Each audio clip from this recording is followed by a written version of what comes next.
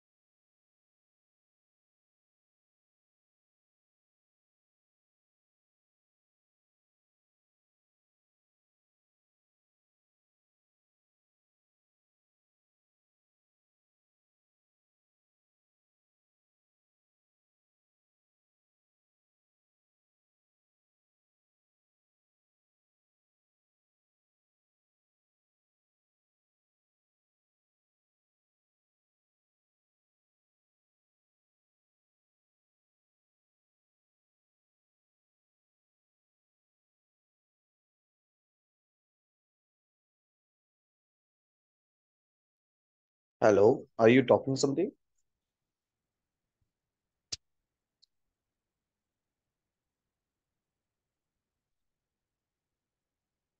Hello.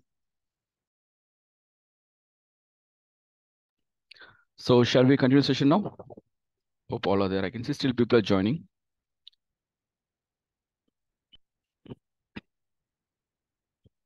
All right, let's begin.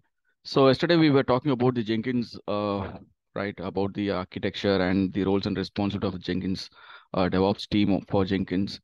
And also I requested people to ensure that you have your access to AWS platform and also install mobile XTM kind of SSH agent to login, right?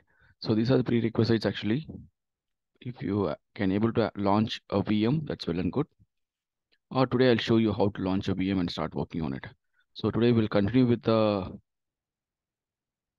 DevOps process. Like we'll be starting with the installation of Jenkins, and we'll see how to connect to your virtual machines and install Jenkins and other associated components. So to do that, first I need to launch a VM. Let me log into my account. So hope you all can see my screen. So in our case, okay, yesterday so I shared one link, right, from where you can able to download Jenkins. So before we actually install any DevOps tools, okay, it can be Jenkins or Ansible or whatever the tool you use, it is always recommended to go to its official page and understand their no resource definitions, the prerequisites, and the steps to involved. So if you look into this Jenkins, we can able to install Jenkins any of these platforms like Kubernetes, Docker container, Linux, Mac, or even Windows. So in our case, we're going to use Linux. So just get into this link and based upon the distribution, we can able to choose the installation process. Like if you're talking about Linux means there are various distributions are there, starting from your RHEL, CentOS, right? Debian, Ubuntu, Fedora. So purely depends upon the distribution only, the command line varies. So as I discussed already, Linux is one of the prerequisites for DevOps engineers. So if you're talking about Linux means we have various distributions. Distributions, you can be able to compare it like a edition. Okay, various editions. And as you know, Linux is an open source tool, right? So we can quickly bring up a new distribution. And the basic difference here is if you're using Ubuntu or if you're using CentOS or RHEL, Red Hat Enterprise Linux, or Fedora. So the way you install the packages, package is something but the software component. Like if you're talking about Jenkins, means Jenkins is one package that we are going to install in this Linux machine. So if you want to work, if you want to install or manage any package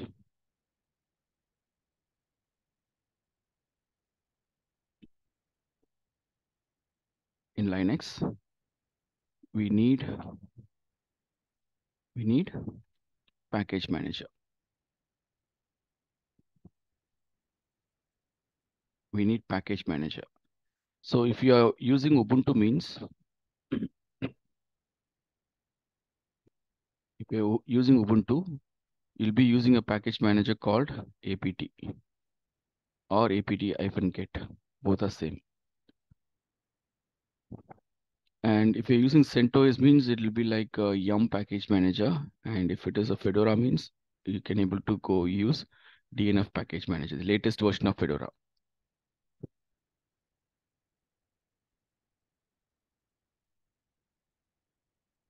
Latest version uses DNF package manager. Previous version of Fedora uses Yum package manager. So like that, there are a lot of package managers available. Depends upon distribution, you can choose it. So that is the only difference when it comes to installation. So if you look into this Jenkins installation process, it says like we have some prerequisites. And if you want to install Linux, and depends upon distribution, you can able to choose the installation package managers. So whatever the distribution it is, the prerequisites are the hardware requirement as well as software requirement. So hardware requirement, it can be like in a production level, it is recommended to have around 4 plus GB RAM and 2 CPUs. But here, software requirement is Java. So the only software requirement is Java actually that you need to manually install. And apart from that, you can able to use a web browser to access your application. And since it is a Ubuntu distribution, these are the steps involved. Like these are some prerequisites. The actual command is sudo apt-get install Jenkins. So this is a command that is going to actually install Jenkins in Linux machine. But before you install Jenkins, you have to install some prerequisites. Correct. Some IO keys and some repositories we have to download and keep it in our local machine. Based upon these, your Jenkins will get installed. All right. Hope you get your point, right? So this is just like a protocol. Okay. Tomorrow, whenever you install any tool, always you get into your official documentation, understand the installation procedures and the prerequisites, and you have to fulfill that. And do not follow any other third-party articles or any other blogs, or even don't simply copy paste this command in your notepad permanently. Because over the period of time, if there is any changes in the version, your current documentation will not be helpful. So always get into the official page and try to get the version which is recommended in this thing. So here this is Jenkins IO 2023, right? The latest version. That is how we should consider the releases. Am I clear?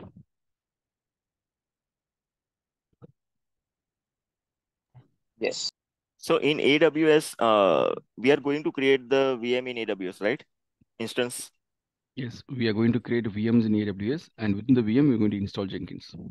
Okay, so I mean, what package apt-get we are using it?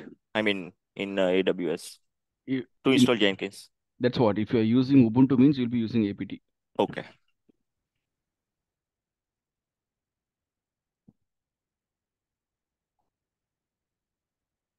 So here,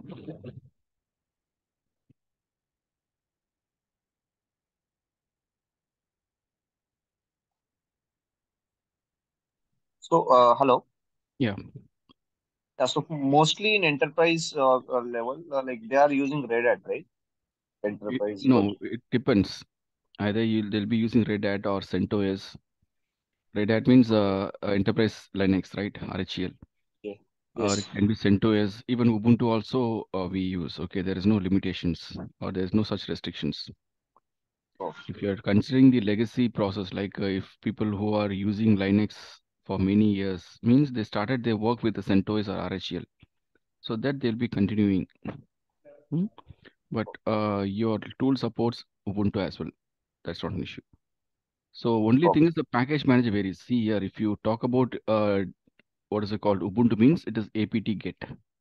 We use package manager. Similarly, if you talk about RHEL, Red Hat, means you can use yum package manager, correct? That's the only difference. Apart from that, the package, whatever you use, everything is same. So simply go to this page and execute the required prerequisites. Simple. Right. So now I'll launch one instance. All of you, please pay attention here. Don't try anything. Just pay attention here, all of you. So let me get into this. I just logged into my AWS console. And if you want to launch any instance, please ensure that the region, whatever you choose, it is nearest to your location.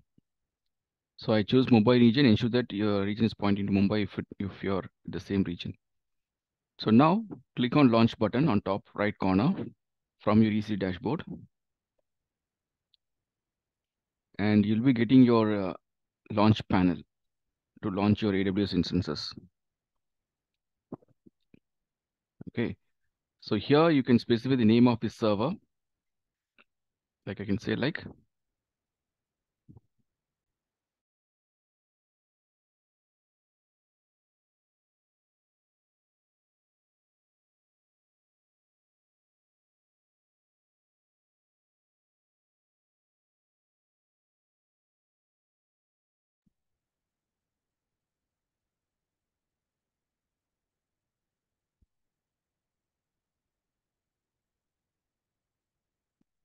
Jenkins master.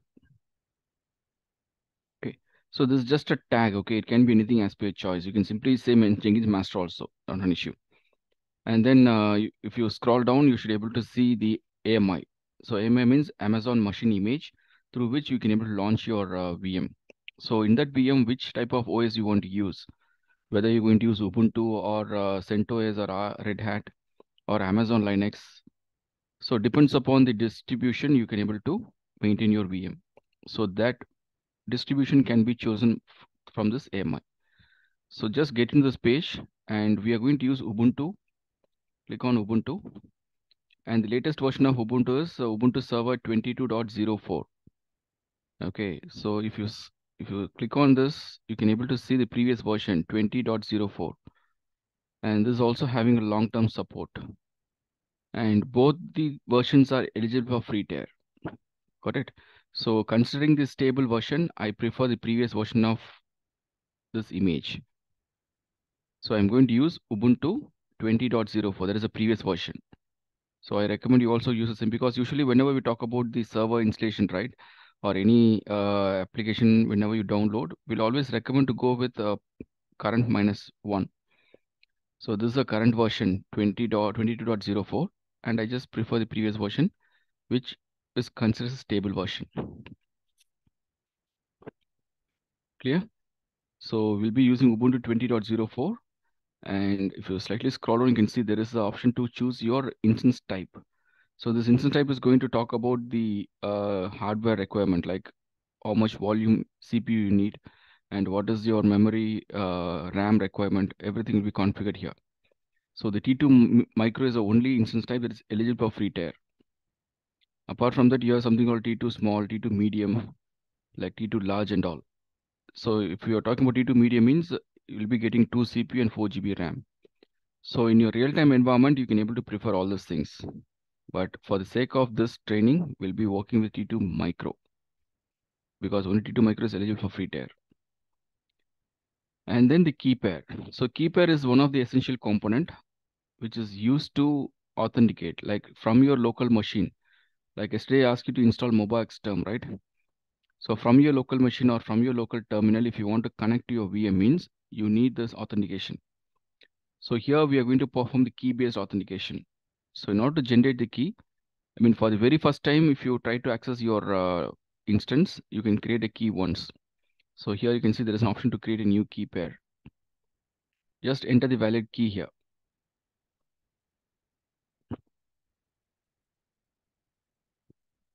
And then leave all the parameters as default. Let it be the default RSA and PEM. and click on create key pair. That's it. So once you create the key pair, it will download one PIM file, and that PIM file should be maintained in your local machine. And apart from that, the key pair will be also available in your drop down. You can see here. Got it. So when you create a key pair, it will download a file, and that is what going to access a token, authentication token for accessing your server. That's it. And leave all of the parameters default. It's not required now. I'll tell you what are things needed. We can customize later point of time. And here you can able to see the number of instances, how many servers you want to launch. You can able to launch it here itself. Okay. Like if you want to launch 2 server means you can give 2 here. If you want to launch 3 means you can use 3. So it depends upon the configuration. The same configuration applicable for all these 2 servers. So in my case, I'm going to launch 2 instances now. One is for Jenkins master, another thing for slave machine. So I can mention like 2 here. And then you can see the notifications. Since we are using free tier account, in your first year, it includes 750 hours of T2 micro and per month. It means every month you can able to avail 750 hours if you can run your server. So just launch this. Any question before I launch? I mean, people who are accessing for the very first time, it might be something new to you people. So if you have any queries, let me know here. Any Sai, question? this 750 hours per month, you say, right? Or per year? Per month. Okay. 750 hours per month. Let's say if you create a VM means that VM can able to continuously run for 750 hours per month. A VM can run 750 hours per month. And if you create 10 VMs means it's not like each VM can run for 750 hours. Okay. So in the case, each VM can run 75 hours only. So per month, they will allow you to run your VM for 750 hours. It depends upon the virtual machines you create. You need to maintain the usage. So always it is recommended to stop the instance. Whenever this instance is not in use, just simply stop it. If it is keep on running, it will consume your free tier usage. So clear? So now that I'm going to launch 2 instances. Let me launch it here.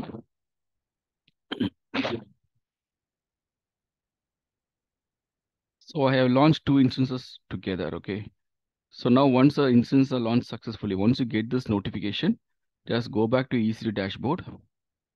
And in EC2 dashboard, you can able to see instance running. Click on this instance is running. So it will be up and running shortly.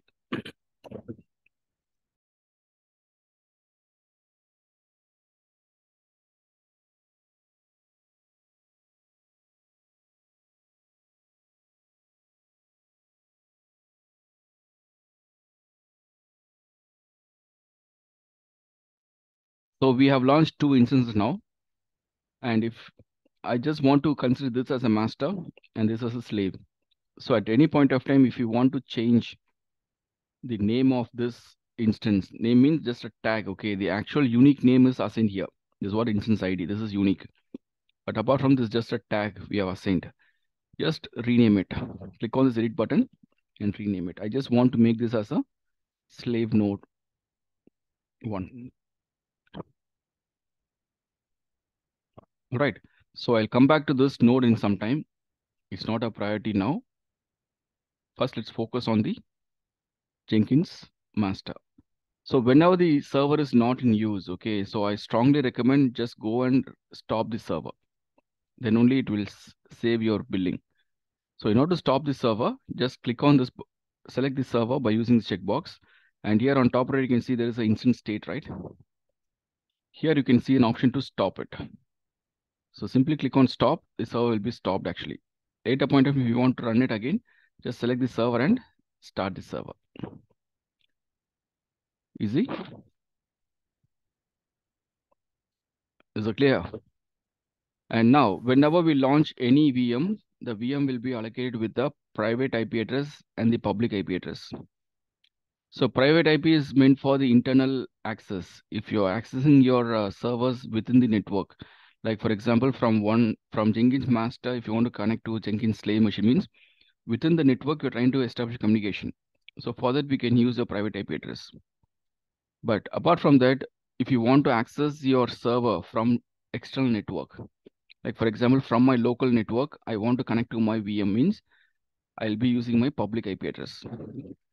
And this public IP address will change at every time. Whenever you restart your server, this public IP will change, but the private IP will never change. So always you should get into this console and get the latest public IP address assigned to your instance. Do not save your public IP anywhere. There is no use at this point of time. But in real-time environment, instead of public IP, we can able to have a static IP, or we call it as elastic IP, which is a constant one that can be mapped to this VM.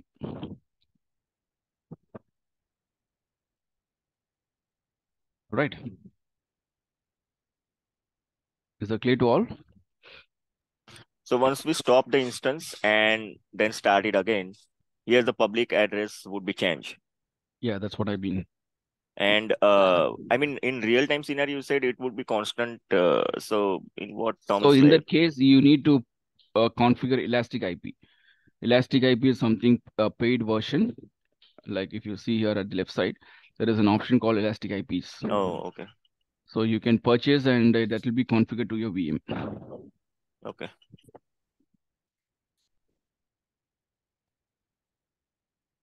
All right. Fine. So any doubts or any queries here at this point, people who are here? Are we good to proceed? Yes. Yes. Yes. All right. So now that our infrastructure is ready, okay, and apart from this, okay, this is just a VM configuration. But now when it comes to the Jenkins kind of applications, Jenkins runs as a web service. Okay, it is it has to be started, and it should be listening in a specific port number. So whenever we talk about Jenkins, Jenkins runs in default port number 8080.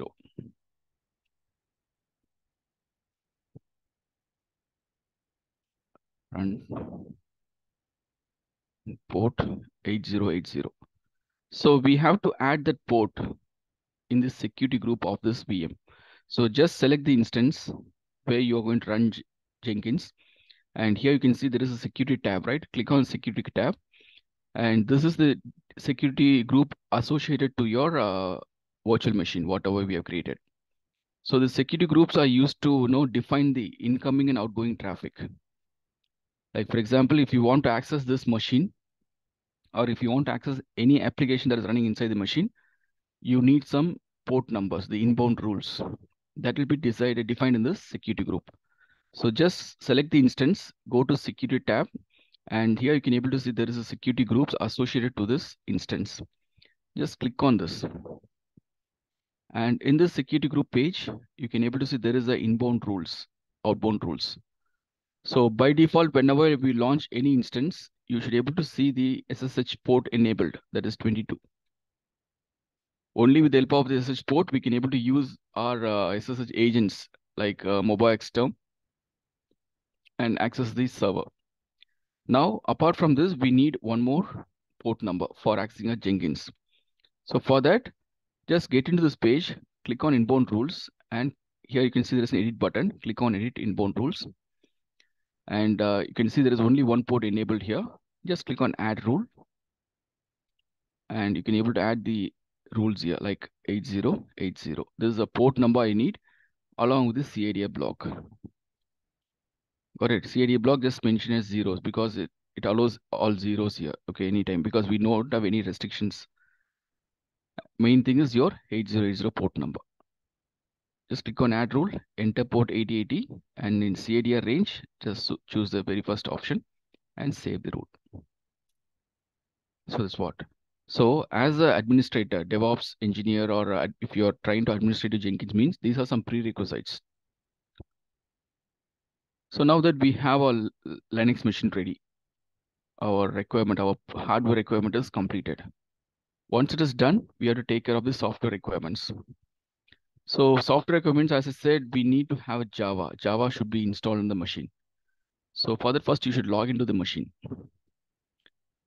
So let me get into this instance. And I believe my instance is running with the key, whatever we have created, right? SAOCTDR1. So this key file will be available in your local machine. Okay, let me show that.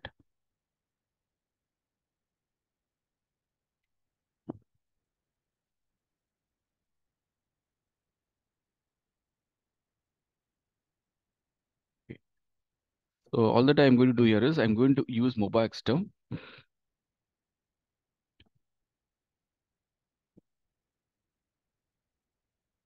Connect to server or VM.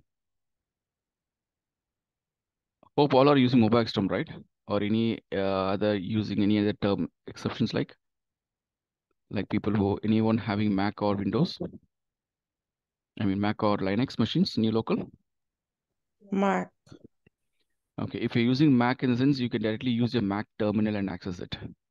So there are various methods to connect to your VM. So very first thing is by using easy to instance connect.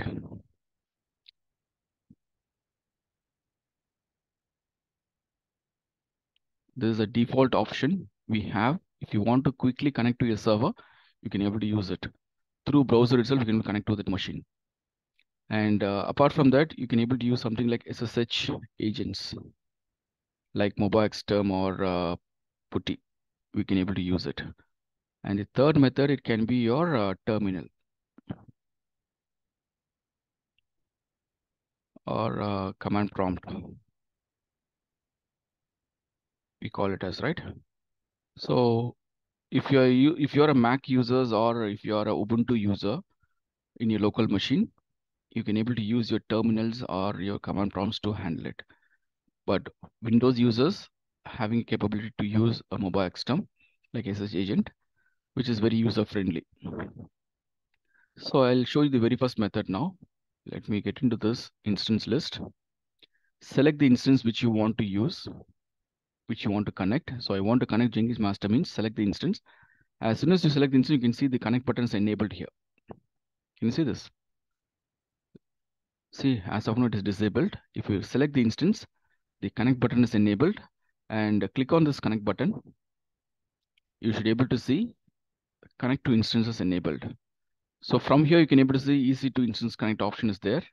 So it points to your instance ID and the public IP address of the instance, and the default user ID for Ubuntu is Ubuntu.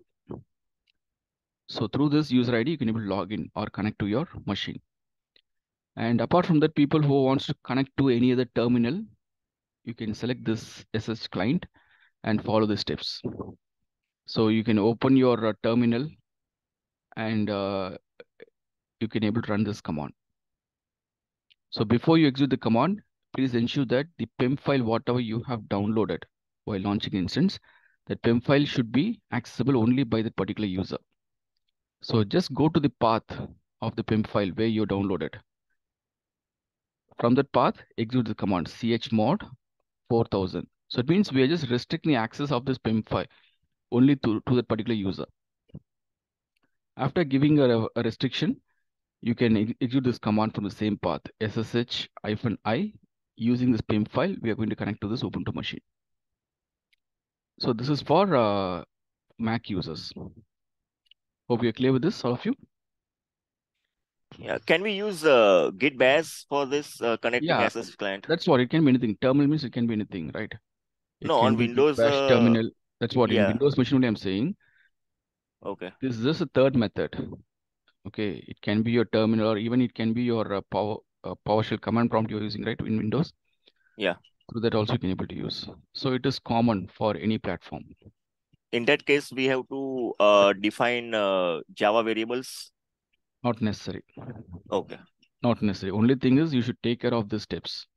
So just go to the path where you have the PIM file and execute the command chmod 400 command. And then execute this, copy paste this command to connect to that machine. Simple. So clear. So that is about SSH client connect, and then this is easy to connect. So if you click on this option, it will directly connect to your instance through a web browser like this.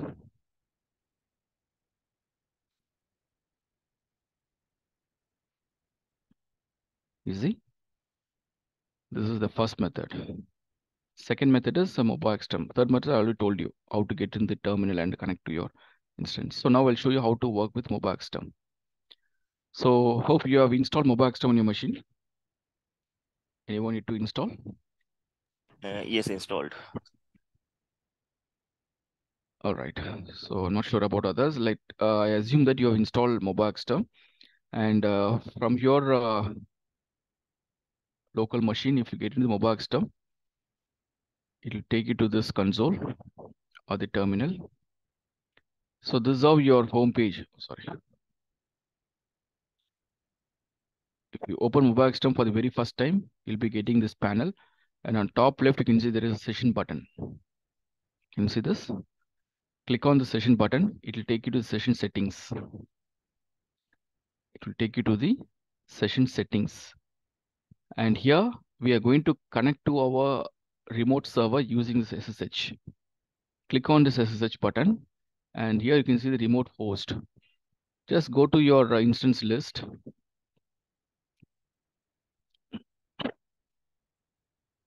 So select the instance which you want to connect and copy the public IP address of that machine. I want to connect to my Jenkins master now. So copy the public IP address, and in mobile XTerm, use the public IP address in the remote host field. And then select the username. Click on this checkbox and then enter the username. The default username for Ubuntu is Ubuntu. Ubuntu is the default user ID through which you can log into your Ubuntu machines. And then click on the advanced SSH settings. And here you can see there is an option called use private key. Enable this option and click on this browse button.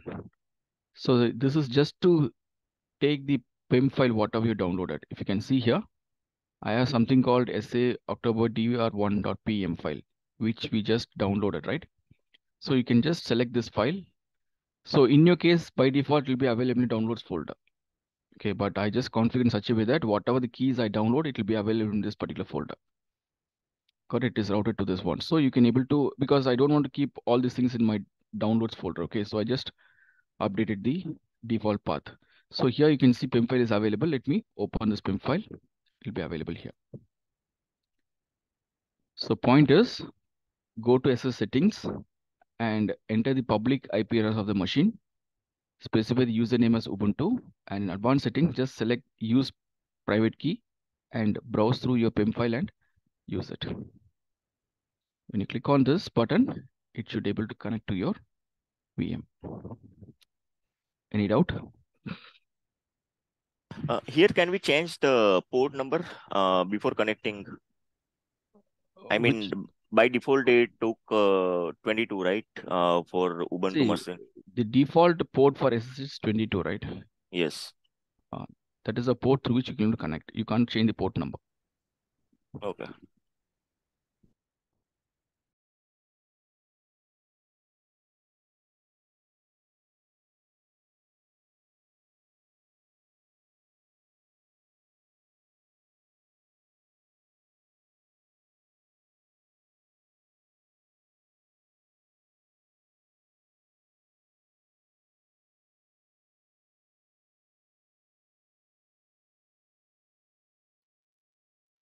So these are three important parameters that is required in order to launch your, connect to your instance through any SSH agent. Your remote host IP address, this is a public IP address.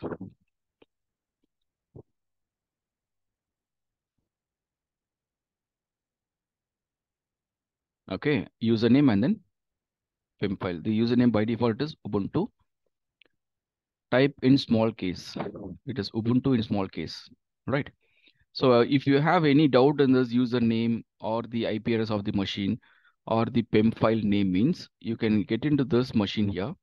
And if you simply click on connect button, it will take you to this page, right? So here you can able to see like what is the default user ID and the public IP address. And if you click on the SSH connect, you can able to see the PIM file what is associated to this. This is one of the methods to identify these parameters. Or from your instance details itself, you can able to get it. Like if you browse through this, you can able to see the type of machine which you're using along with the keys. Like if you noticed here, we are using Ubuntu machine, and this is a key pair, whatever is associated to this machine. Right. That's it. So now that we have connected to our machine, so let me clear the screen, clear command to clear the screen. And whenever we run any command or any package manager related commands in Linux, it should be executed as a root user.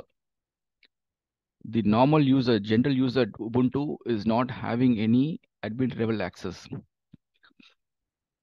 especially while working in any package managers. Like for example, I want to update some packages. So if I simply say apt update -y, see, it says permission denied. Because this package manager, whatever you're going to execute, it should be executed as a root user. So in order to elevate the access to root level, we use a command called sudo -i. So as the administrator, if you want to work on your Linux machine, you can simply execute a command sudo -i. Then after, what are the commands you're going to use, it'll get executed as a root user. All right, that is the objective. So once you log into that machine,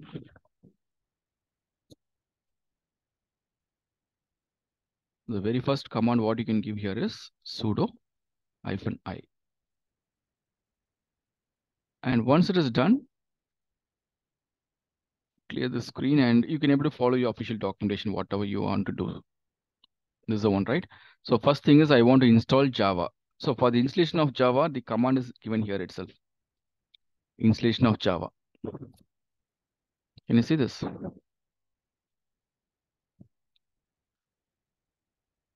The same page where I have a Linux, if I click on this Linux, I can able to see this page. And if you slightly scroll down, you can able to see installation of Java. And these are the instructions we have to install Java. So first thing is we have to update the system packages, and then we have to install OpenJDK. The latest version, they use something like a font config OpenJDK. I don't think it is recommended. You can use just OpenJDK 11 for that matter. Got it? And then you can check the version of this JDK, which should be 17. So instead of JDK 17, OpenJDK 7 is latest version. Okay, if you want, you can use it. Otherwise, you can give OpenJDK 11 also. I'll just customize this command for you.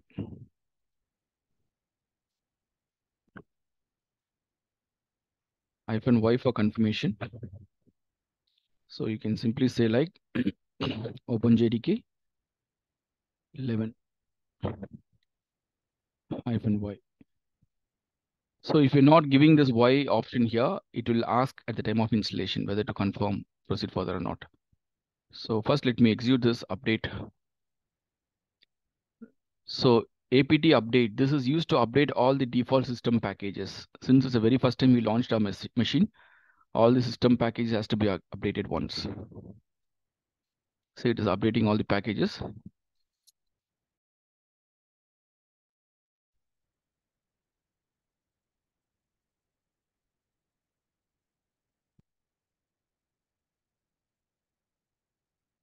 And once the packages are ready,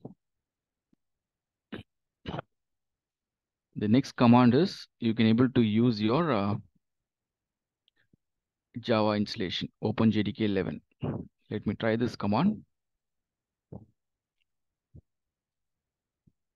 So sudo apt install OpenJDK 11 gr11. So it is available. The package is available there. You can follow the same.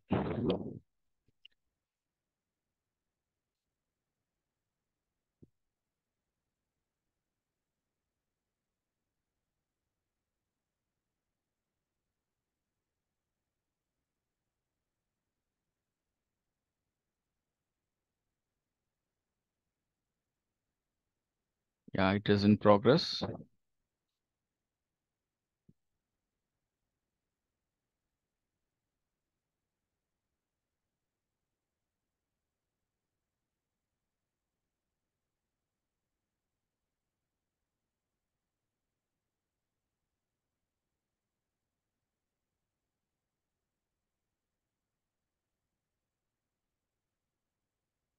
Yeah, it is in progress.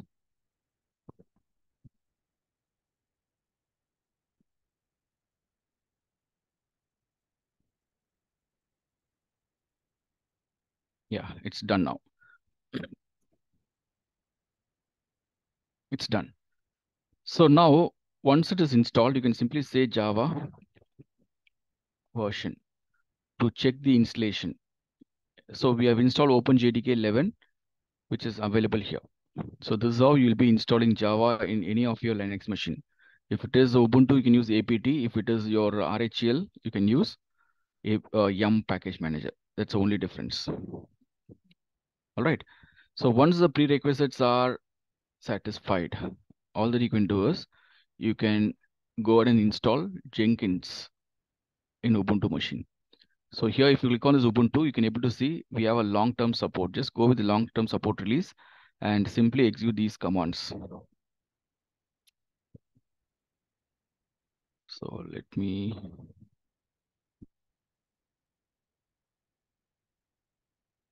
And this is to install. I'll be updating this document in your record. Okay. So now that you can see, there are 3 commands associated here. One is the curl command that is used to download the Jenkins IO keys. And this will get downloaded to your local machine under this directory. And similarly, the next command, it is used to download the Jenkins repository into your local machine. So with these 2 prerequisites, you can able to install Jenkins -y. All right. So first, let me execute this curl command. This is just to download the IO keys. And once it is downloaded, just execute the second command to download the Jenkins repositories.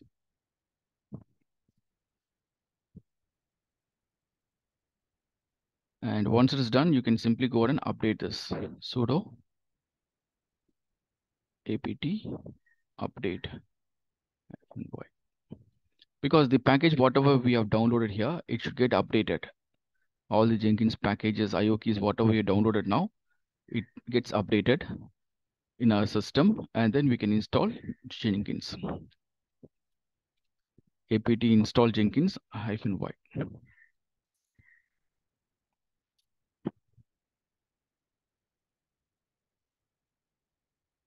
Any question?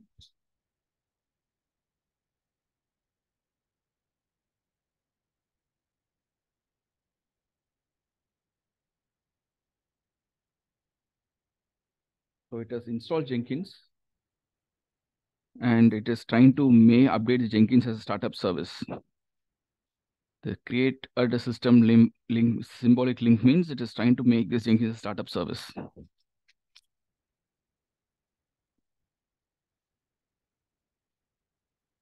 So the same steps we have to execute on the slave node as well? No, in slave machine, we never install Jenkins. Okay.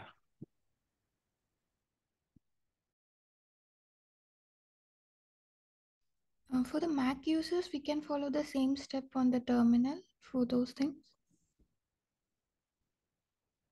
For Mac users, first connect to your VM. Okay. And once you connect to the VM, you'll be on your virtual machine only in your Ubuntu machine. So you can follow all the steps because all these things are getting executed in your VM, actually, not in your Mac or in local machine. Okay, fine. Yeah. First, we need to initiate the connection. Yeah, once it is connected, then after you have a control of that. Okay. So now that you can see my Jenkins is installed. Okay. So in order to check if Jenkins is installed properly, you can simply say Jenkins version. You can able to see this version 20.2.414.2 version has been installed. And if you want to know the status of Jenkins system,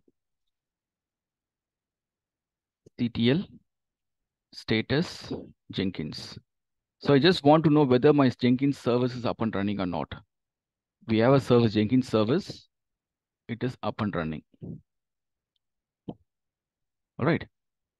So once it is up and running, you can able to access it through your browser. But as I said already, Jenkins runs in port 8080. There's a default port for Jenkins. 8080. That is the reason I have updated the security group there. And now what you need to do here is, first we need to understand where the Jenkins actually installed, because as an administrator, you should know the installation path of Jenkins and all its associated components. So by default, Jenkins runs in this path. This is the default path for Jenkins. So if you say cd to that path and say ls, you can able to see all the components of Jenkins, whatever we have here. Like we have config.xml file, there is a default properties of the Jenkins, and we have something called plugins folder, which is used to maintain the plugins, and node is to maintain all the slave node details, and the job folder maintains all the job related details there. What are jobs you create, all these things will be defined here. And then secrets, user, everything. So it means what are the objects we create in Jenkins, everything is getting stored in this particular path. And let me get into this plugins folder now. CD to the plugin folder, and if I say ls, I find nothing. As of now, there is no plugins installed in this Jenkins server. So when you install Jenkins, it just installed a base version. Got it? After installation of Jenkins, we have to do some post-installation activities. By the time only these plugins will get installed. So to do that activity, first we have to log into Jenkins server. Got it? And we have to unlock the Jenkins for the very first time. And once it is unlocked, you can able to configure all the required plugins, and you can able to see how it is getting progressed. Clear? So if you want, I can share this command. Systemctl status Jenkins. And Jenkins version to check the version of Jenkins. And by any chance, if you find Jenkins is in stop state, if it is not running, you can simply say start.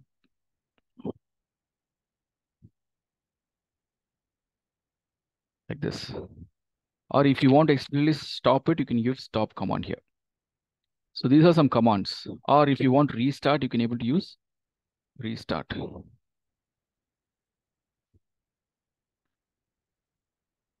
Like this, we have a lot of options.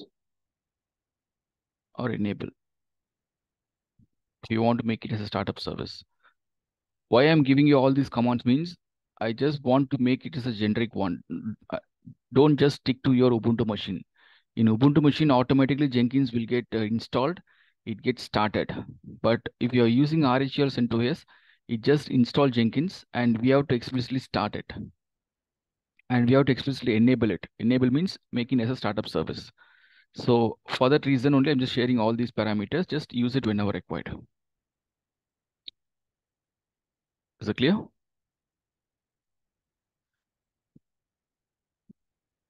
Right. So now let me log into my machine. Just take the public IP address of the machine where you install Jenkins. Just take the public IP address of the machine and use 8080 as a port number.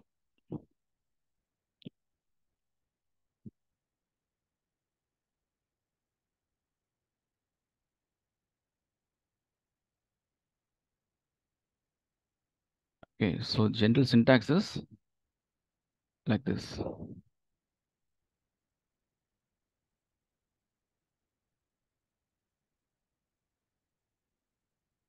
Public IP address of the machine followed by port 80. Easy? Any question? That's what I did here. Just take the public IP address of that machine and use port 8080 to that. So if your installation of Jenkins is successful and if it is up and running successfully, you should be able to see this page. So for the very first time when you try to access Jenkins after installation, you need to unlock Jenkins. And to unlock Jenkins, it is giving a recommendation to copy the password that is present in this location.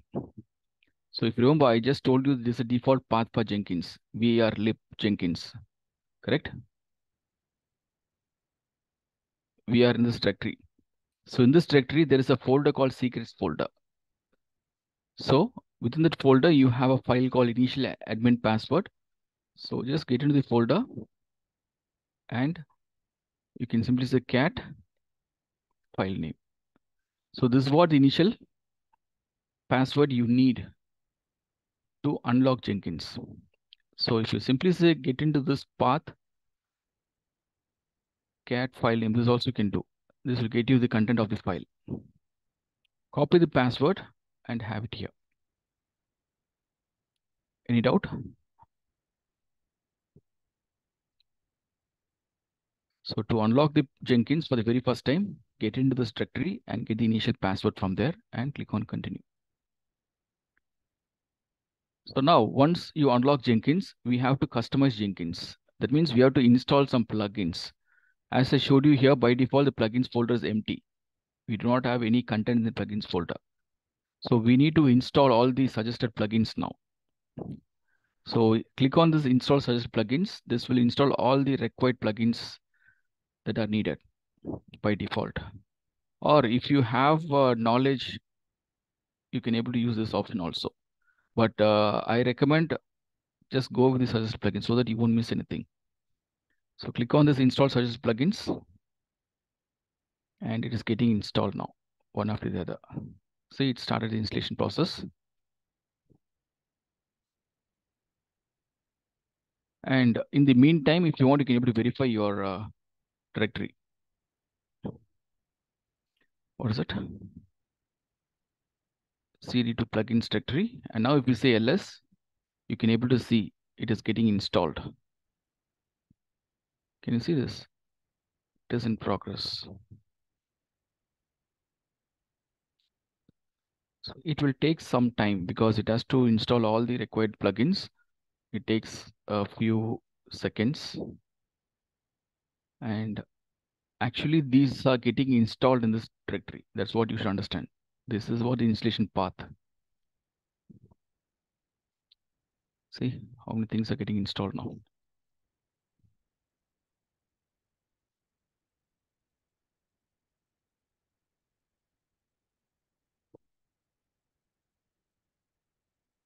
So while it is in progress, if you have any queries, let me know.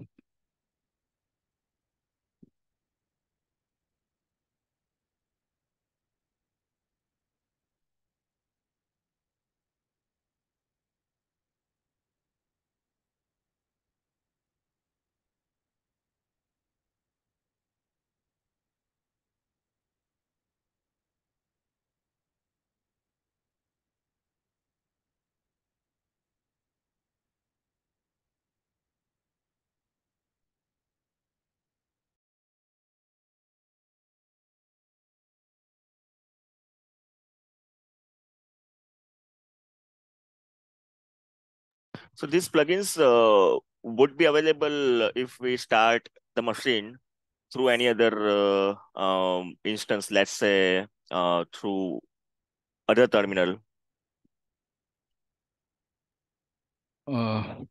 Be clear what you're asking. Okay, let's say we have started this VM through Mobile XTERM, right? Now, after closing this, we want to start it, I mean, through any other terminal. So can we have those plugins available on that machine, or we have to install again? See, till you terminate a server, what are things Okay. you maintain the server, it will be available. Okay. So if you can see here, this server is up and running now. And here you have an option to stop the server or restart or reboot. So this is just to temporarily stop and start the instance. So what are the things you install in server, it will be available at any point of time. But Okay. once you terminate the instance, there is a permanent deletion. You won't get it back. You have to launch a new instance and then only you can able to install it. So don't go and terminate the instance. If it is not in use, you can simply go and stop it for now.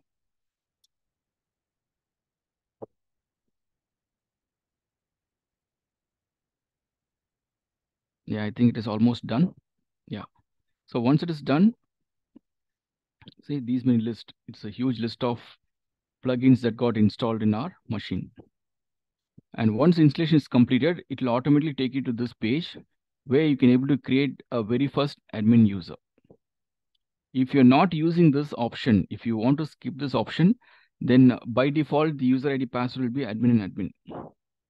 Admin and admin, that is a default user ID and password. But if you want to create any user ID, just give a valid name here. And the password. Confirm the password. And you can specify the full name.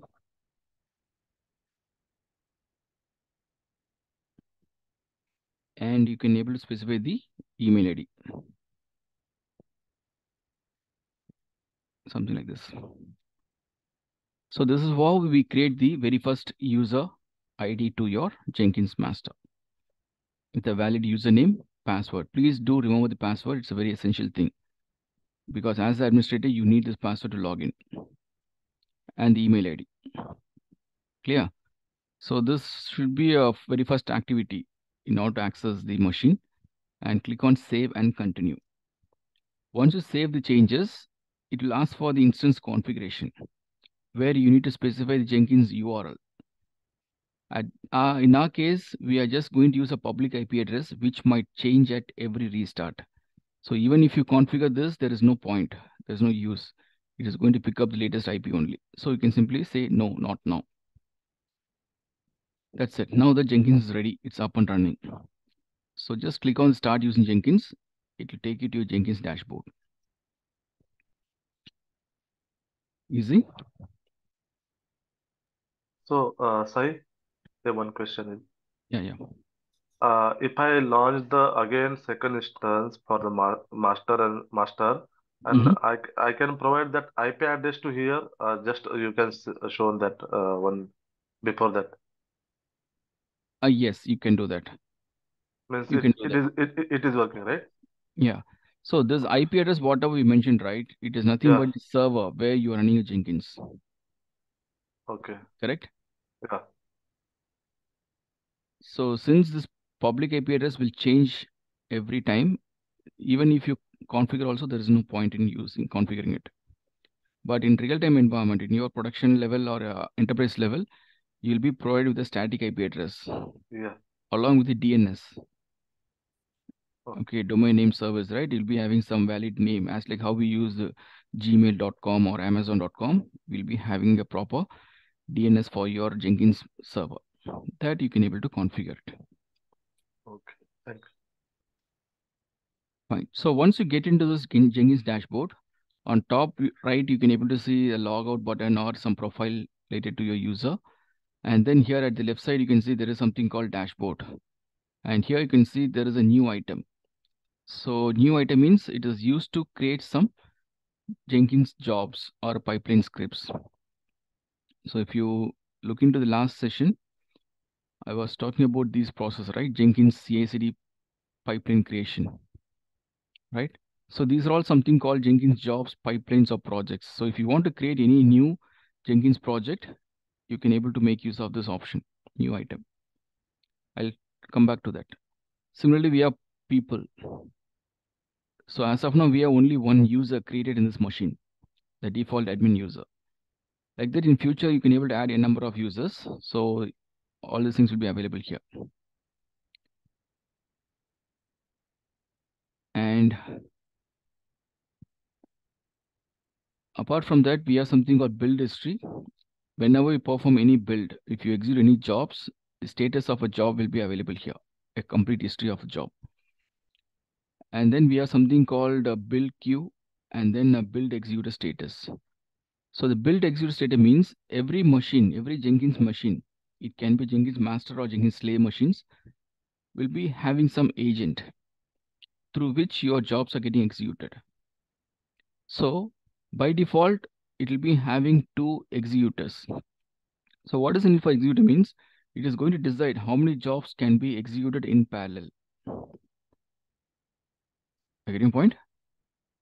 So if I want to build two jobs means the two jobs can be executed in parallel. Assume that I have mentioned build executor as 2. It means only 2 executors are available. But I triggered 5 jobs at the same time. What will happen? We have only 2 jobs can be executed in parallel, but I have triggered 5 jobs at the same time. So in the case, what will happen means first 2 jobs will be executed and the remaining jobs will be waiting in the build queue. And once the first 2 jobs completed, the next 2 jobs will be entering into the execution status. Like that, the jobs will be pending or waiting in the build queue for executors.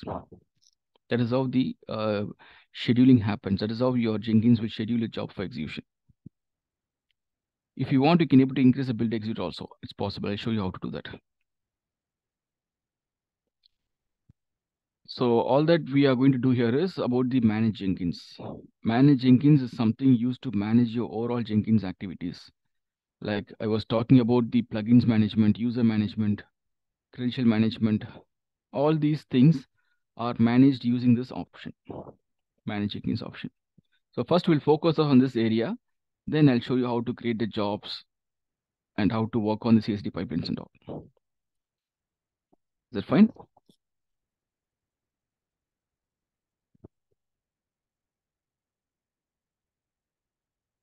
All right, so let's get into the Jenkins, manage Jenkins option. And here in manage Jenkins, we have something called system configuration and security. And we have something called system information troubleshooting and all. But as an administrator, you should be strong in these 2 areas, system configuration, security. So in system configuration, only you can able to find something called default system management, tools management, plugins management, and your node, slave node management. Similarly, under security, we have something called security management, credentials, credential providers, and users. So first we'll get into the system management.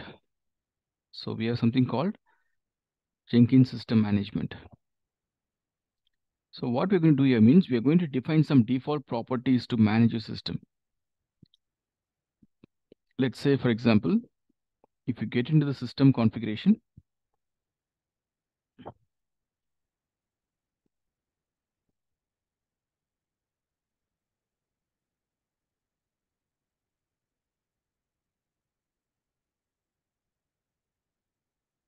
yeah, it takes some time to load.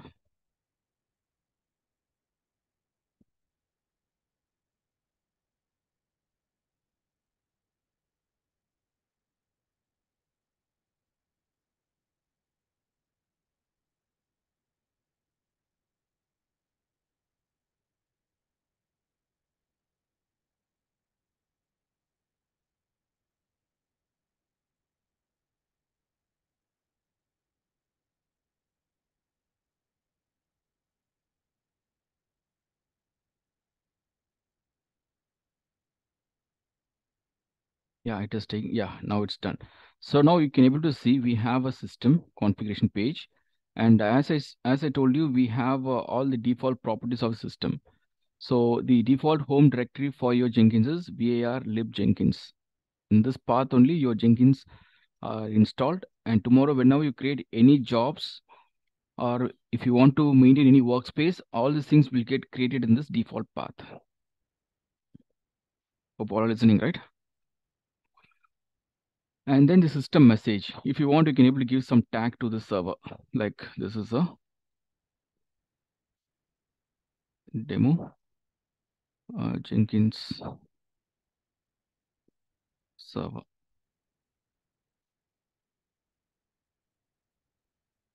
And the number of executors. I told you we can able to change the number of executors. If you see here, we have 2 executors available at this point of time. That is because in system configuration, we have 2. If you just make it as 5 and click on apply or save, it gets updated. See here. So like this, you can able to decide how many executors can be enabled and to allow parallel development or parallel build. All right. And then we have something called Jenkins location, where it is the URL, and it depends upon the plugins, whatever it got installed, it is having all the default properties of those plugins. Right. So we'll again come back to this page. Like tomorrow, while working with our target remote servers, or while working for the email notification, we'll revisit this page and I'll show you how to configure it. So that is about your system configuration. where to define all the default system properties. Similarly, we have something called plugins management. If you click on the plugins management, it will take you to the plugins management page. And here you can able to see there are some options like available plugins, install plugins, advanced, or updates. So currently this process in updates tab, and there is nothing to update as of now because we just launched everything new. We have installed all the latest plugins, right? So there is no updates available at this point of time. And similarly, if you want to see the list of installed plugins, you can click on this option, installed plugins. And you can able to see the list of all the plugins that we already installed in our machine. So what are things I was showing you here through this command line utility, like and git and all. So this is what you can able to see in your browser. So this list is getting generated from this path. So this is the GUI based plugin view. And from here, you can able to customize it. Like if you think you don't want to have this plugin, means you can simply uninstall it. Can you see this option here? Uninstall. Or if you don't want to use it for some time, you can simply disable it. Without uninstalling, you can simply disable it. Or you can enable it at any point of time. Clear? So like this, we can able to manage our plugins, which is already installed in Jenkins environment. Just go to install plugins tab and select the plugin which you want to enable or disable or uninstall. Clear? Now, apart from this, if you want to install any other plugin in the future, what you can do means you can go to this available plugins tab. So in this available plugins tab, you should be able to see the list of plugins that are available for installation.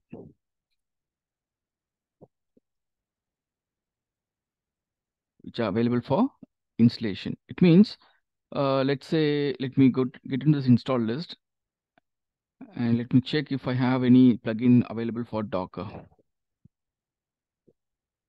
No, there is no Docker plugin installed by default. Similarly, let me check if there is any plugin installed for my Java application build, like Maven. No, there is nothing. And Ansible, nothing. So like this, these are some plugins that are external to Jenkins. And all these things can be installed on demand. So what you can do means you can go to available plugins tab and search for the plugin. Like if you're interested in Maven build tool means you can search for Maven. See here, Maven integration plugin is available. So this plugin provides a deep integration between Jenkins and Maven build tools. So if you want this plugin, just search for the plugin and select this plugin by using checkbox. And here you can see there is an option to install it. Or you can able to install with restart. So if a plugin needs restart means you can simply click on install after restart. It will install the plugin and restart Jenkins server. Or if you don't want to restart, simply click on install. See, download progress. It is showing the progress of download and installation. So ultimately, we are trying to install Maven integration plugin, but these are some prerequisites for that. It's done. If you want to restart it, just click on this button. Automatically Jenkins will get restarted. Easy. Now, if you get into your installed plugins, you can able to search for the Maven. It is installed here. Hope you are all following, right?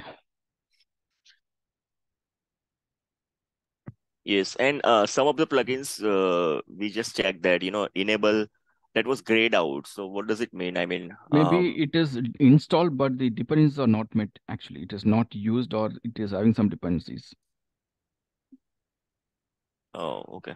So you can able to get into the plugin and on demand, you can able to install the required dependencies and it will be enabled. So now the point is, from the available plugins, you can able to do those activities. You can able to search for a plugin and install it. But point, if you see here, let me try one more time for Docker. I can see Docker plugin is available in my available plugins tab. So when I select this plugin and if I click on install, it will always go and install the latest version of the plugin. Like whatever you have, right? latest version of Docker plugin is 1.5 version. So this will try to install the latest version. But sometimes, the customer or the application teams, based upon their requirement only, will be installing all these tools. They might demand, like they don't want to go with the latest version, and they'll be giving you some specific version. So how to install a specific version of a plugin means just select the plugin. Search for a plugin, and once you get the list, instead of selecting and installing it here, just click on the plugin name itself, like right click and opening into new tab. So now it will take me to the official documentation of the plugin, like under plugins.jenkins.io Docker plugin is available here. So this was the official documentation. Like this, for all the plugins, you can able to find the official documentation. If you click on the plugin name. All right, what is the plugin is all about and what are its capabilities, how to use it, everything. Jenkins, I should tell you, Jenkins is a very good in documentation. It is like a self-documented tool, we can say. Even if you're completely new to Jenkins also, the documentations, whatever they provided, it will be very much easy for anyone to quickly understand and work in Jenkins. So now that I just get into the Docker plugin documentation, and here you can see there is a releases. So the latest release is 1.5. And in the release notes, you can able to see what are the capabilities they have, what are the fixes they made, and what are the advanced enhancement they made. Everything is available here. If you want to go with the previous version, just simply scroll down. You can able to see the previous versions of the plugins. Like 1.4 was released 4 months ago, and 1.3.9. Like that, we have some previous versions. So which version is expected from your dev team or your as per your requirement, you can get into the version. Let's say I want to install the previous version here, 1.4.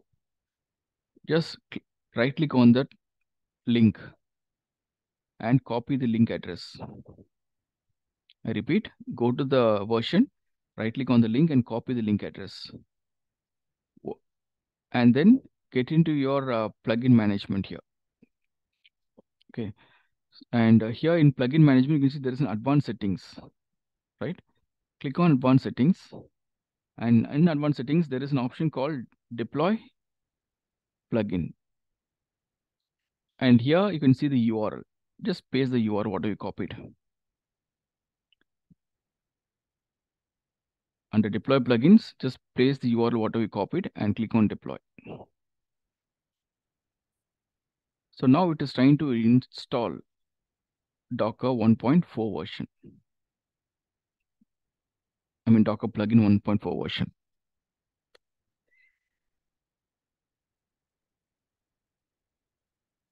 So this is the way. These are things you need to be doing while working on your plugin managements.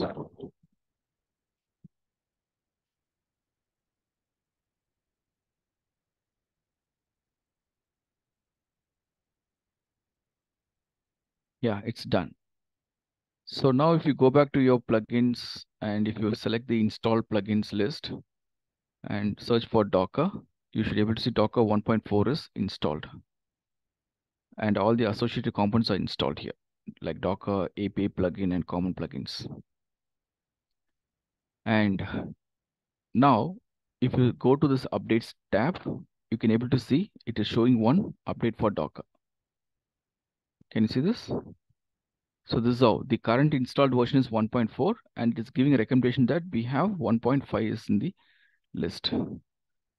So this is how, because today we just install Jenkins and plugins. Down the line, after 6 months or 1 year, definitely you have to review all these things. And you should go for a upgrade. It is always recommended to review it once in 6 months at least. And wherever required, you should go and upgrade it. So in order to do that, you will get into this updates tab and find the plugin, whatever you are interested to it. Just click on this link. It will take you to the official documentation.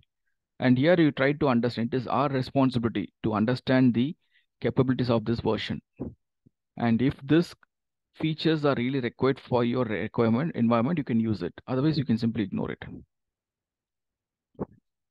Clear? Because the upgrade and all, right, it is like a activity here. It's like a planned activity we should do. during the weekends or during the non-business hours, we should plan all these activities. Any question? Any question here? So that is all about your plugins management. Am I clear? Yes. Yes, sir. All right. So now let's get into the user management. Like under management, Jenkins management, we have something called security, and you can see there's some user management. So there's no tools and all we'll see while we work on that particular topic. Okay. I'll talk about it while we progress. So here you can consider the user management here. So users means the list of users who can able to access our Jenkins. So under security tab, we have user management. And as of now, you can see there is only one user available. That is the administrator. And apart from this, let's say in your real-time environment, if your development team wants to access Jenkins, and as I said, developers are considered as a consumer, right? They can have only limited access. So if you want to add such users, if you want to give them access, you can create a user there. And whenever we create any user, it will get stored in the Jenkins own user database. Got it? Jenkins own user database is available in the system. So where it is present means if you go to a Jenkins server and you can able to see the users directory. Can you see this? So cd to the user directories and ls.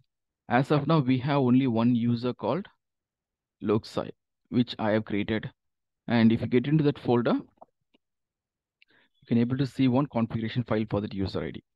So this is what we call it as a Jenkins own database for maintaining your user details. So now let's create a new user. Let me give a username as user1, password, confirm the password, and then the full name, and then the email ID. Like this. Create the user. So now the new user has been created. And if you verify the list here, see, user1, for that particular user, there is a separate profile has been created.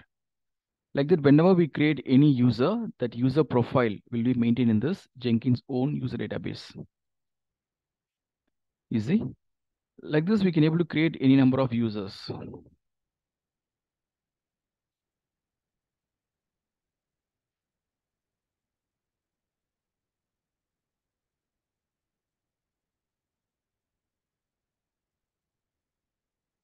Right. This is the way. So this is about authentication. We are trying to give, or we are trying to authenticate the users with a valid username and password. So once a user is authenticated, what are the authorization we can have? What are the activities you can perform on this machine? That can be decided by the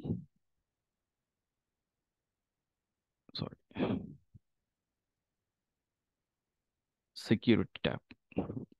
So you can see using this user tab, you can able to create, delete, or modify the user. You can able to change the password of the user, or you can able to delete the user. Everything is possible from that page.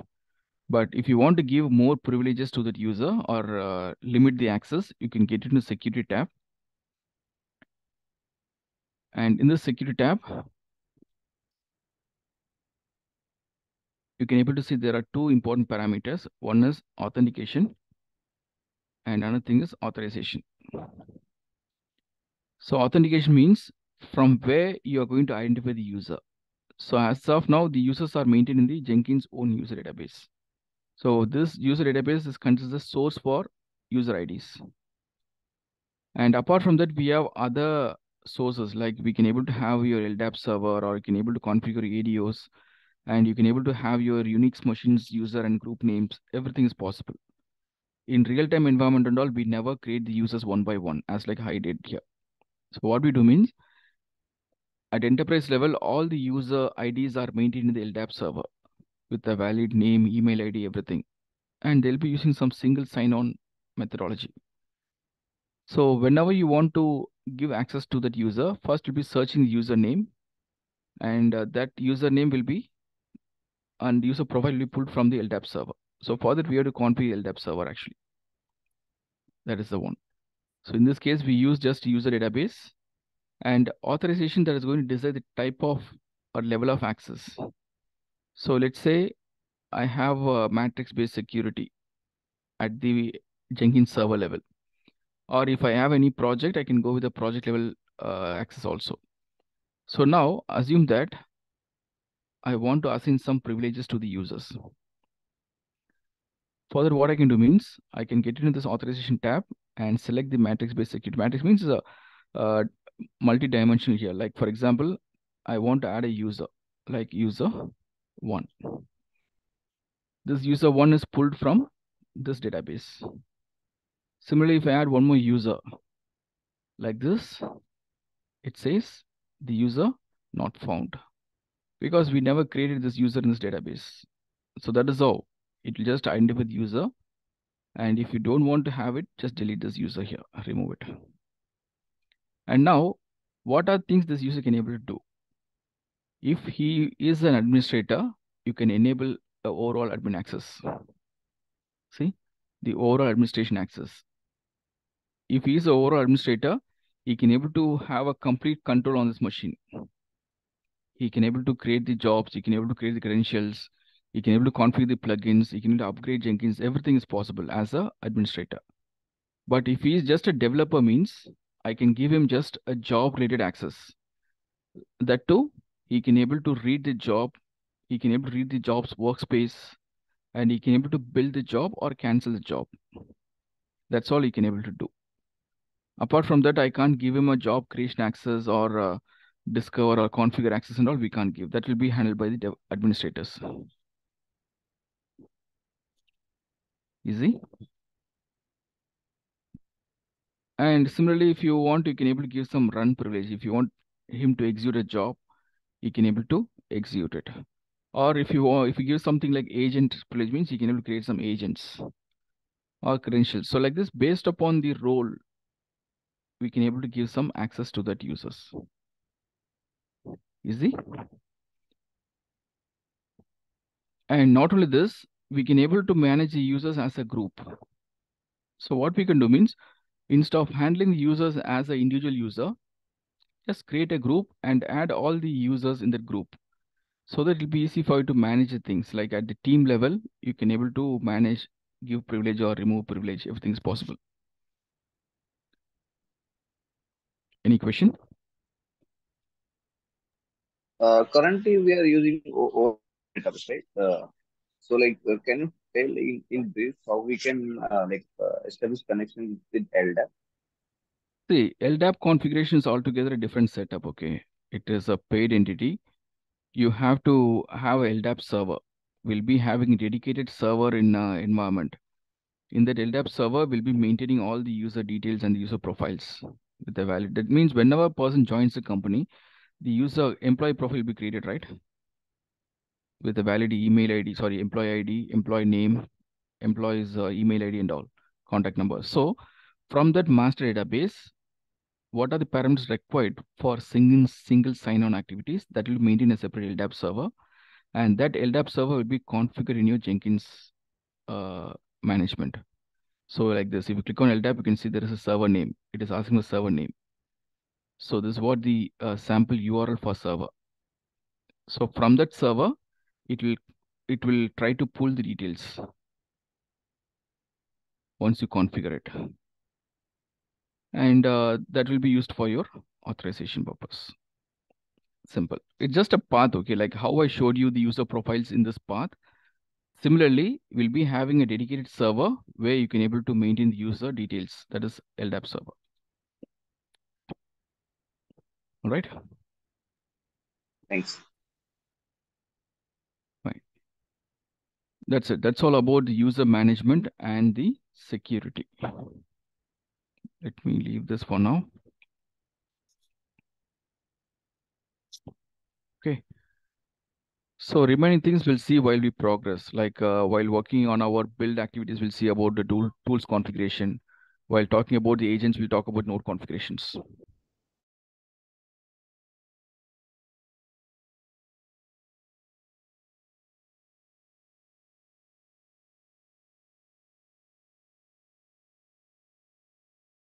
So shall we continue with the next topic? Or you want to have a quick break?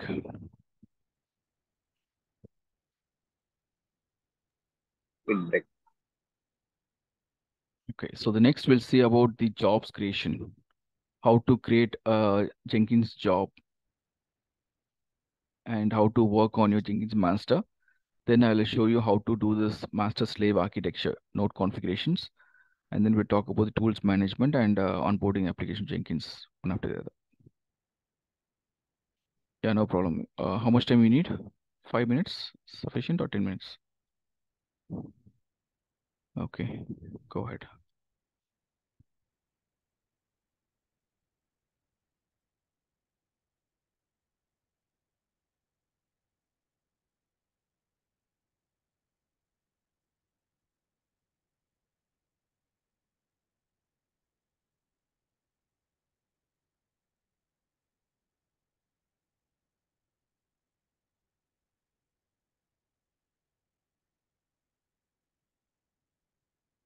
Yeah, you can avail this break. Okay, have a quick break and come back. We'll continue.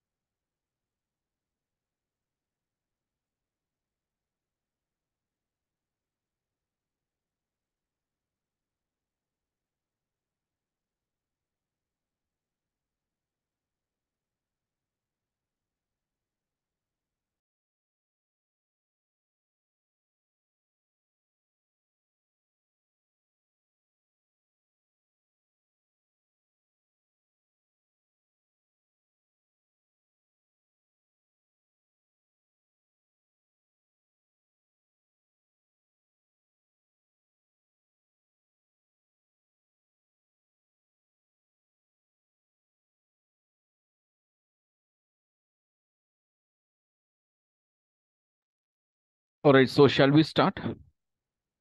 Guys, are we available here now? Yeah, yes. Yes, sir. Okay, so hope all are here, right?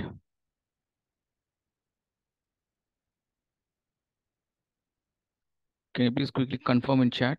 I Yes. don't want to miss anyone here. Like, okay.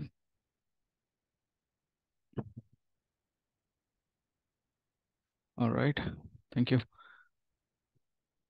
Fine.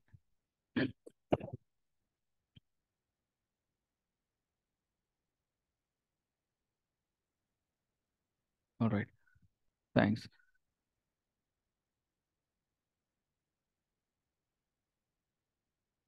Okay. So next we'll see about creating the new objects or new items in your Jenkins. Like the new item, it is just called as a Jenkins job, Jenkins projects or pipelines. So from your Jenkins dashboard, there is an option to create a new job. Okay. Or on top left, you can see there is an option called new item. If you click on this new item option, you can able to see the huge list of items that you're able to create. So here it's all templates. Like if you want to create a project in general,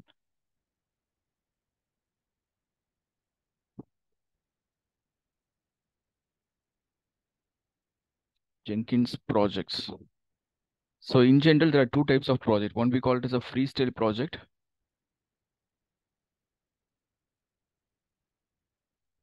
And another thing is what do you call that? Pipeline project. Freestyle projects or pipeline projects. So freestyle project means it's a project that is configured manually. What are the parameters? What are the configurations you want to do? Everything will be a manual configuration. Okay, let's say if you want to print a message or if you want to print a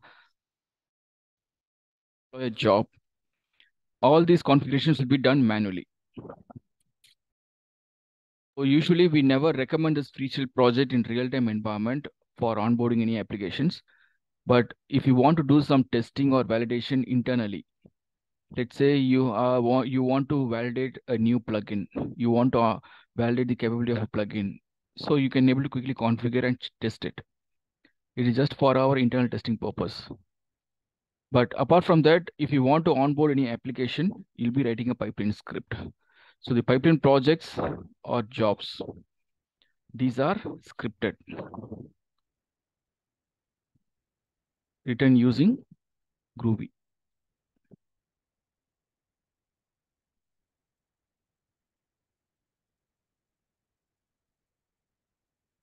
Okay. So this Groovy scripting is based out of Java. It is a subset of Java, you can say. So using this Groovy scripting, we are going to create some scripts, and that scripts are used to create the CSD pipelines. So this pipeline itself, there are two things, like we call it as a scripted pipeline. And then we something called as a declarative pipelines. Scripted pipeline and declarative pipeline. I'll talk about this pipeline sometime. First, let's focus on this freestyle project and show you how to create and manage it. So just get into your console, your dashboard. From your dashboard, if you click on new, you can able to see the list of items you can able to create. Just click on freestyle project. It's a very first option here, freestyle project, and enter the name of a project. So I can simply say like SA.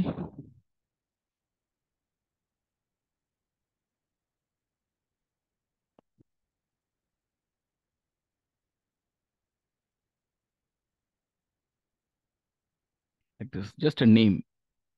And select the type of project as freestyle project. So these are just a template. Depends upon the plugins, whatever you have installed.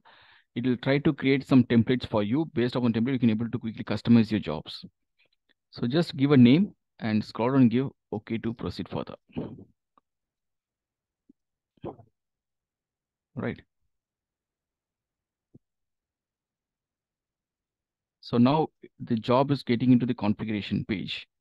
It will take you to the job configuration.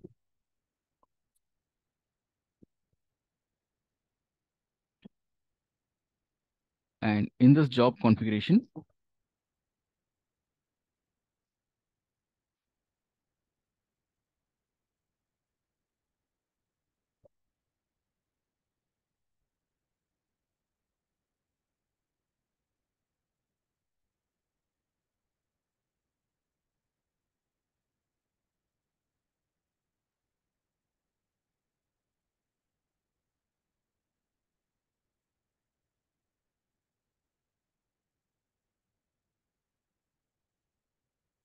Yeah, here in this job configuration, this is what the configuration page.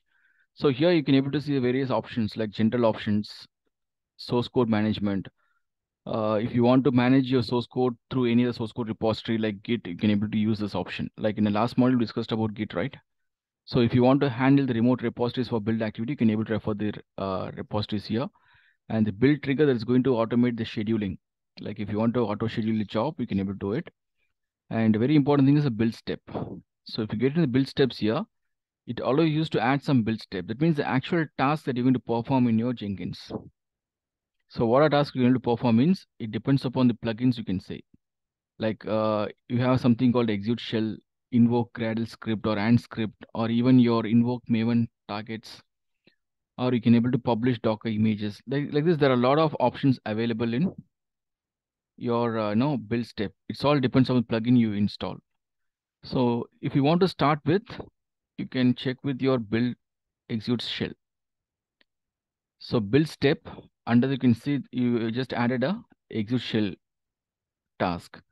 So what you're going to do with this task means you can able to execute some shell commands like echo hello. So it means you can able to write any Linux commands, or you can able to create any Linux scripts and execute the scripts here.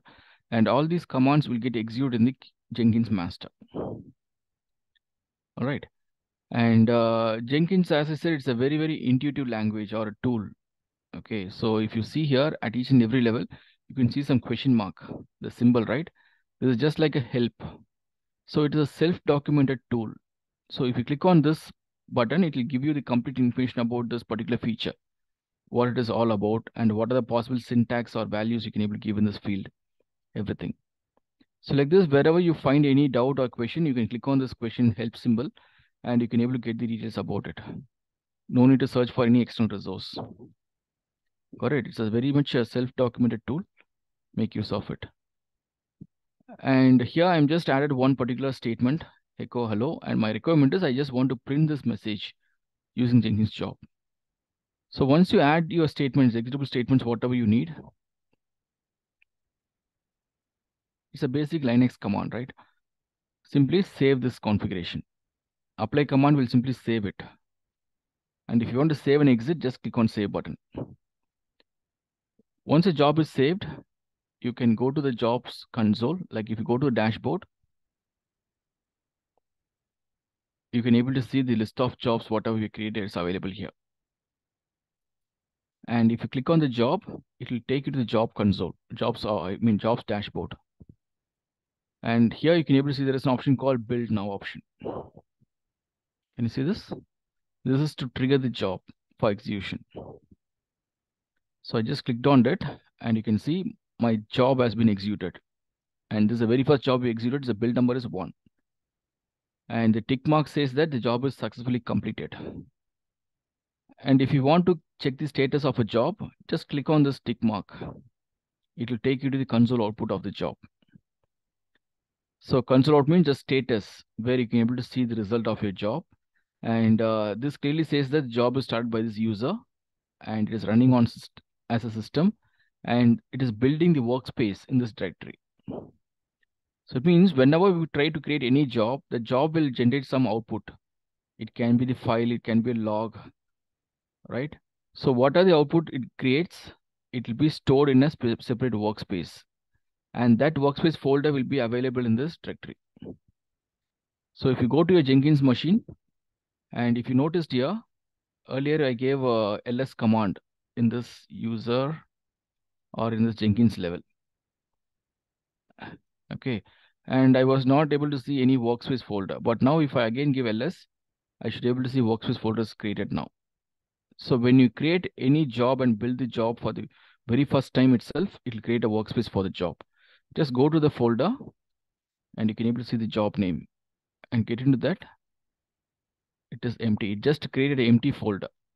Why? Because we never created any file here as part of the job. All that we did is we just tried to print the message in the console. The output is printed in the console here. That's it. Hello everyone, message is printed. So same message, if you want to route it to a file, let's say file1.txt, and I just want to create file 2.txt. So instead of printing this message in the terminal, I just want to create a file out of it. So just apply the changes and build your job again. See, the second build is happening now and it is completed. Now, if you get into the output of this job, you can able to see it has executed two commands, echo hello and echo hello everyone, but it is not printing a message because we are just routed to the output file. Now, if you get into your system under the same workspace directory, if you say ls, you should be able to see the files.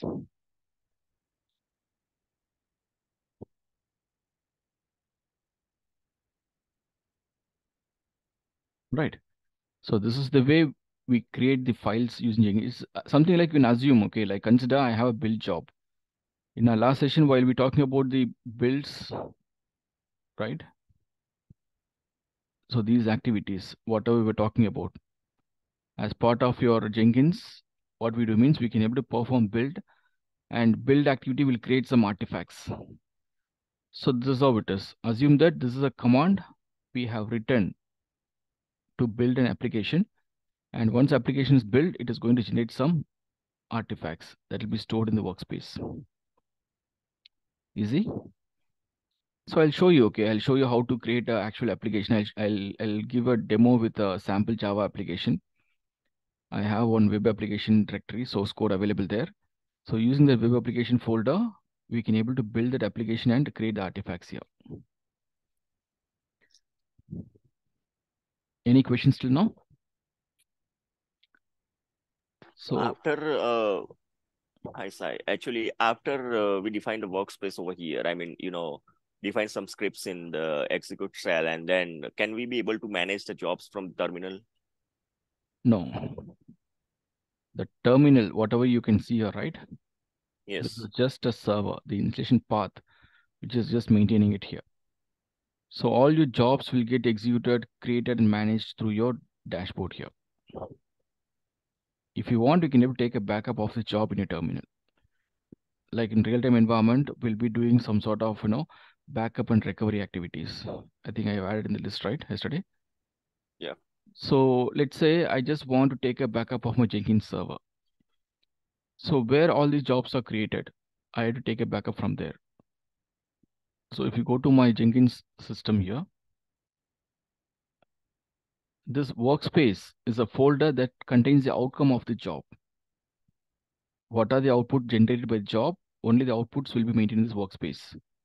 But apart from that, the job configuration, whatever we did, it is available in the jobs folder. If you see here, cd jobs,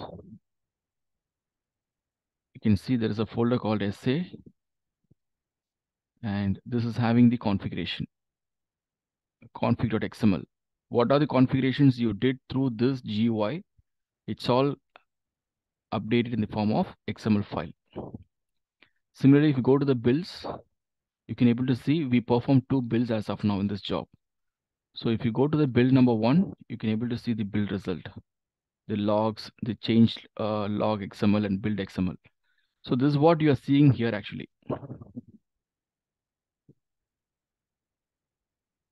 Can you see this? The status, whatever got displayed in your browser. In my previous job, I got this result, right? So from where this content is getting displayed means it is stored, it is generated as part of your job definition in the log. This one. So tomorrow, if you want to access your job, and if you want to take a backup of the entire list of jobs, means all that you do is you can simply copy this directory, jobs directory. That's what a backup of jobs means, backup and recovery. So in which situation will be using it means, let's say I want to upgrade my Jenkins server. Currently, my Jenkins server is running in this version 2.414.2. After 6 months or 1 year, if I want to upgrade it to the latest version, before I do the upgrade, I have to preserve my existing content. Because during upgrade, if anything goes wrong, it will corrupt my entire system, right? So always it is a best practice to take a backup of your existing Jenkins server and all its components and then go for upgrade. And once upgrade is completed, and under worst case, if anything goes wrong also, you can able to restore it through your backup entry. So on a basic level, what we do means we'll be taking a backup of these folders, like the jobs folders, or if you configure nodes, everything. And very important thing is your config.xml file. This config.xml file will be having all the default properties of your Jenkins server. You'll be taking a backup of it. Apart from the plugins, it's optional because plugins you can able to install at any point of time. But the job definitions, the node configurations, and the user profile, whatever you have, everything matters. Workspace also it's secondary. Workspace is just output. You don't need to take care of it. But the jobs, nodes, and what do you call that? User profiles, secrets, credentials, everything matters. Is that clear? Copy means very simple. Just what you do, you just simply copy CP this directory, CP Jenkins directory to a separate folder. That folder can be in the same path or it can be a different directory or it can be to different server also. Simple. Understood? No? Because you people are, no, being an administrator, you should understand all those things. If you're a development, if you're from development background means my way of handling will be completely different. We no need to talk about all these things for developers. But as an administrator, you should know what is exactly happening in the Jenkins. From where you are trying to fetch all those things. Hope it's clear to all. Guys? One more question for that job configuration. Can you please go back to this project and edit it? This one, yeah. Type. Here I want to know on the scripting part. Yes. So these are some, only we need to define the basic Linux commands, right? You said Groovy. We have to define the Groovy scripting. So what is that? Actually, it's different. That is under your pipeline projects. Okay. I told you the pipeline projects are created using Groovy scripts, but the freestyle projects are completely manual thing, right? So while talking about pipeline, I talk about the Groovy scripts, what we're going to code. Okay.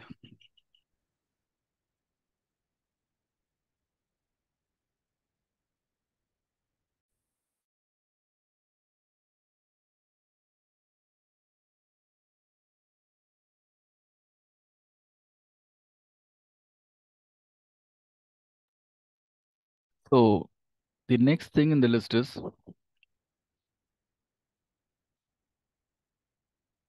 create Jenkins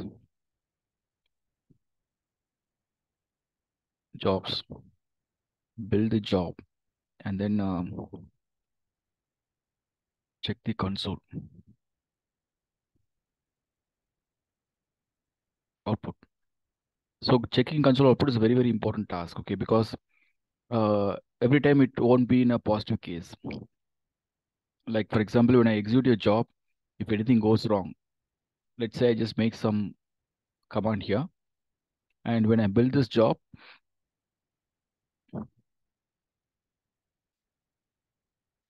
see the job failed here. Earlier it was successful, now it failed. So whenever the job fails, it is our responsibility to get into the job console and identify the issue. If that issue is from our end, because of job configuration, if it is failing, then it is our responsibility to fix that issue. Sometimes the job failed because of the application build failure or test failures or deployment failures due to some application data issues. So all these things can be routed to the corresponding team. They will take care of it. And anyways, you'll be getting notification also. Email notification will be there. So now, once the job fails, here also you can go to the console output of this job. And you can able to see it is started by this user building the workspace in this directory. And it is executing this command. The very first command, it got executed successfully.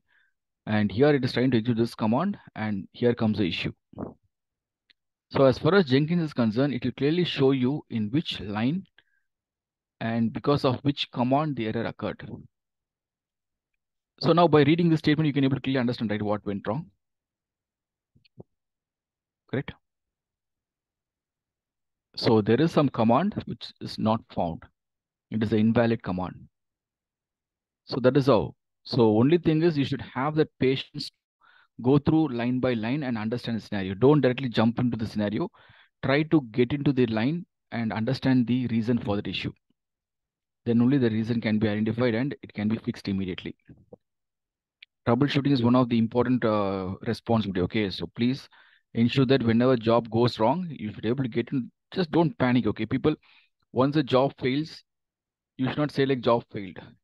Okay, because it is our responsibility to fix the issue.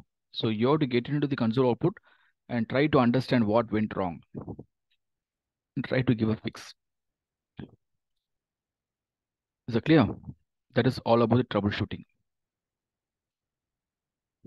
And at the script level, you'll be getting a lot of issues. Okay, it is just a freestyle project configuration. It's all very straightforward things.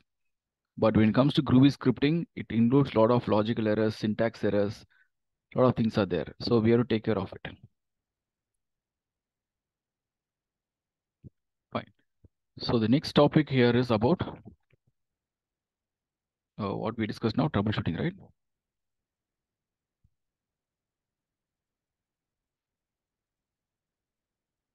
And then variables.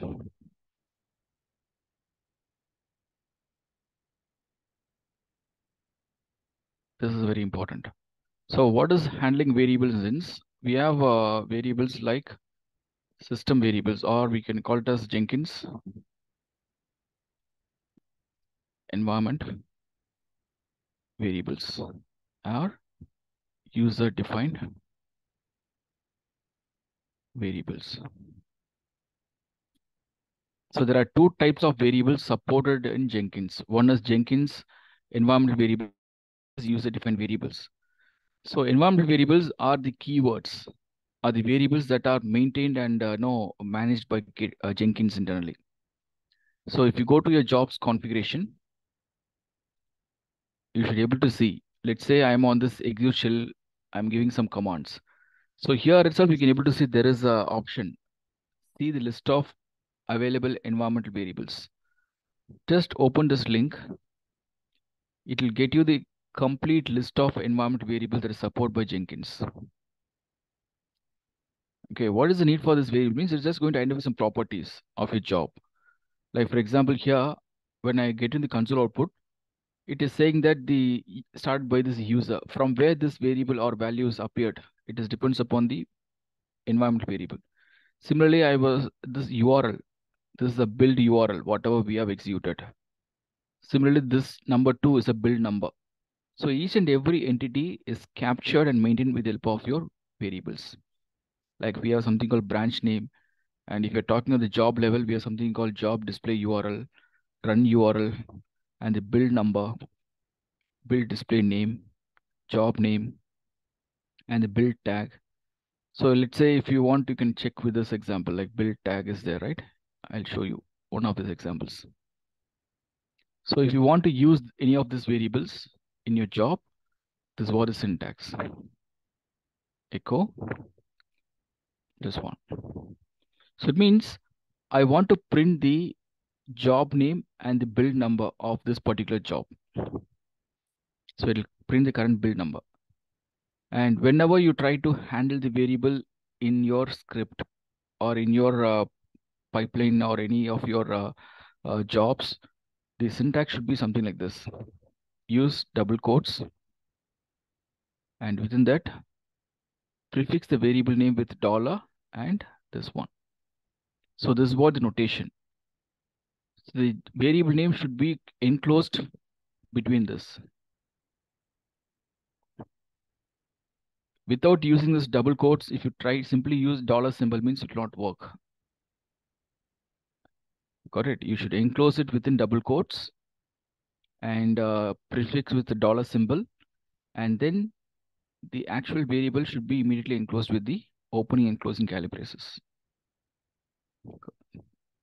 So these curly brackets are very much important to represent, because if the variable is not having any special characters, even you can simply say like something like this.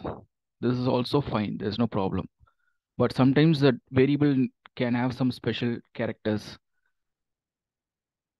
In that case, it is recommended to use curly brackets. So as a standard, what we follow means whatever it is, whether the variable is having any special characters or simple characters or numbers, whatever it is, this is the format. So please do remember this. All right. Any question? Fine. So now that I just want to print this message, let me get into this. Go. And let's print this value. I'm just saving this job and I want to build this job. I fixed that issue also. That echo command issue was fixed, and now you can see the job is executed. And if you go to the console output, you can see it is printing the value of a job name, Jenkins-job name, followed by the job number is 4, build number is 4.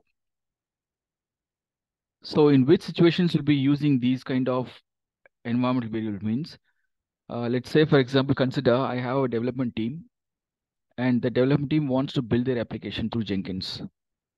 So once a build is completed, we have to notify the development team about the status of the build, whether it's successful or unsuccessful. And from where they can able to get the logs. So for that purpose, what I do means I use this environment variable in their email notification templates. So if I directly code this value in the template, when they receive the email, they'll be getting these details there. It's possible. So that is how we just share all these informations to the end users. Is that clear? Is it clear to all? Yes. So Jenkins this is, doesn't. yeah. Sorry, for the third bill, the bill number 3 that was failed. So once we correct that scripting, like, it doesn't, I mean, we have to delete it or takes forward. Which one you were saying, like the build Yeah, if you history you're can, talking about? yeah, if you can go to the bills and we can see the third bill was failed, See, right? it is Yeah. just a build history, okay? Okay. That is not going to impact you. Okay, All right. based upon that failure, you just fixed and came back here. So it's just a build history which you want to take care, keep track of it. Yeah.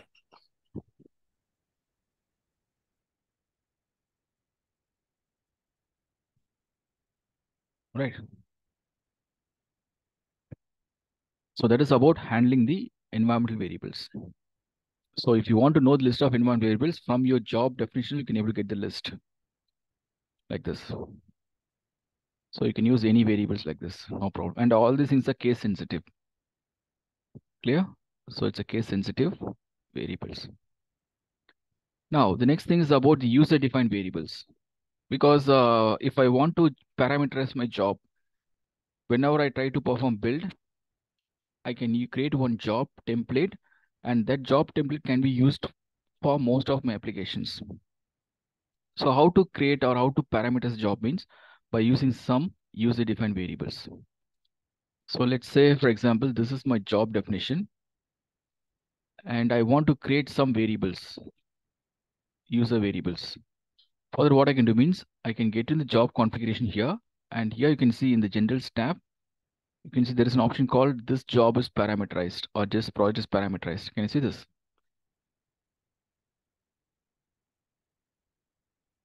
Just enable this option. This job is parameterized option and click on this add parameter. If you click on this add parameter, you can able to see the list of available parameters at this point of time.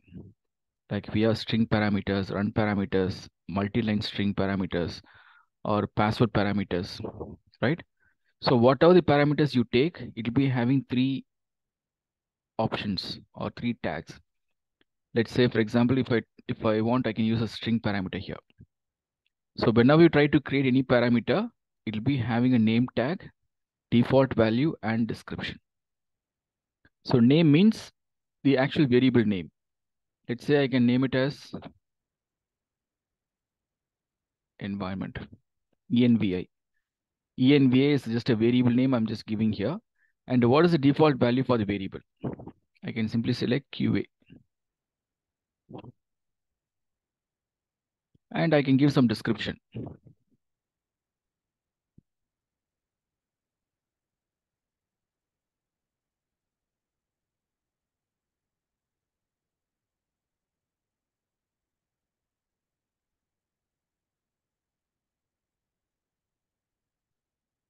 Okay, like this. So this is just a description we can able to give here.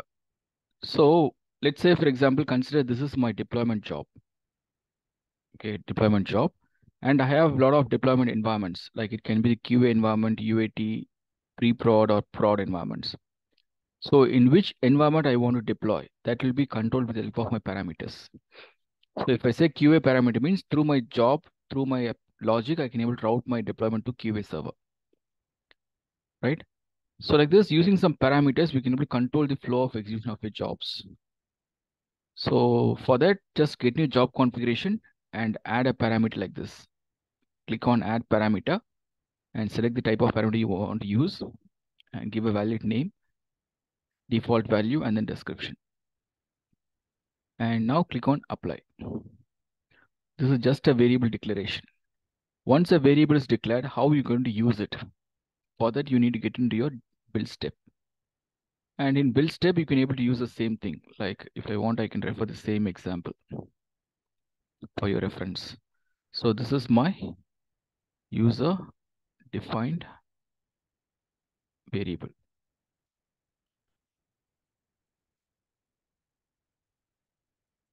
And the variable name is envi. That's it. I have only one variable. So I want to display that variable, display the value of that variable. That's it. So if I save this job and run it here, see, it was showing us a build now option. But when I refresh this page, now it becomes build with parameters. So this is what? Whenever we parameters any job, you'll be building the job with parameters. That means when you try to trigger this job, it will ask for the input value. See, when I click on build, it is asking for the value for the parameter, like environment and the description, whatever I gave there, and the default value. If you are okay with this value, click on build, or you can able to change the value at runtime. Instead of QA, you can give any other value and build this. So as soon as you build, you can able to see it has processed the input value and I can able to get the message. Easy. So these are all kind of a building blocks. Okay, to create a huge projects, these are some building blocks. So please try to understand the fundamentals properly, and wherever required, you can able to implement it. Any question? So we don't need to explicitly define that environment variable value in the builds. I mean, sorry, in the general where we go. Can you please go back? Yeah, on the above. No, not this one. In general, yeah, over here. So default value is QA. When we run the build, it comes with QA. But here, what if we don't define anything? You can leave it blank. Okay. You can accept from runtime. Yeah, so anything we can enter over there. Okay. See, it is something like in any scripting language or program language, you'll be declaring a variable, right? A equal to 5. Correct? Yes. That is what we are doing here. Okay. Simple. So this is what, whenever we talk about Jenkins, we need to understand how to handle the environment variable as well as user-defined variables. How to declare user-defined variables and use it in your script. That's very important. Easy. So this is about your variables. And we'll see while we progress, I'll show you how to enhance this job and how to create a CSD pipeline, all those stuff. It will be in next upcoming topics. So now, ultimately, what are the use cases of Jenkins? Why we use Jenkins? We are doing all this in activity means, then what is the actual requirement here? What you understood from this time?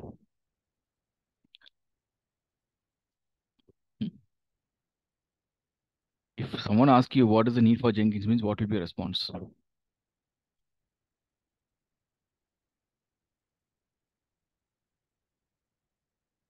Guys? To automate the build process. Automate the build? Process. Is that only to automate the build or anything else we can do? We can do all the automation, which is like to deploy direct code to that project, and he can directly do the, and directly he can test as well with the Okay. Selenium. Okay. So using Jenkins, we can able to fulfill all the DevOps requirements. Like in DevOps, we talked about continuous integration, continuous testing, continuous delivery, continuous deployment, and then continuous monitoring. So if you want to automate all these activities, it can be done through your Jenkins. And not only that, even for infrastructure provisioning, infrastructure configuration also, we can able to automate by using Jenkins. So don't simply restrict Jenkins just for the sake of build and deployment. Okay. Wherever possible, you should be able to automate. And that can be orchestrated using Jenkins here. So let's say, for example, I'll give you one small scenario. What you understood from this workspace directory?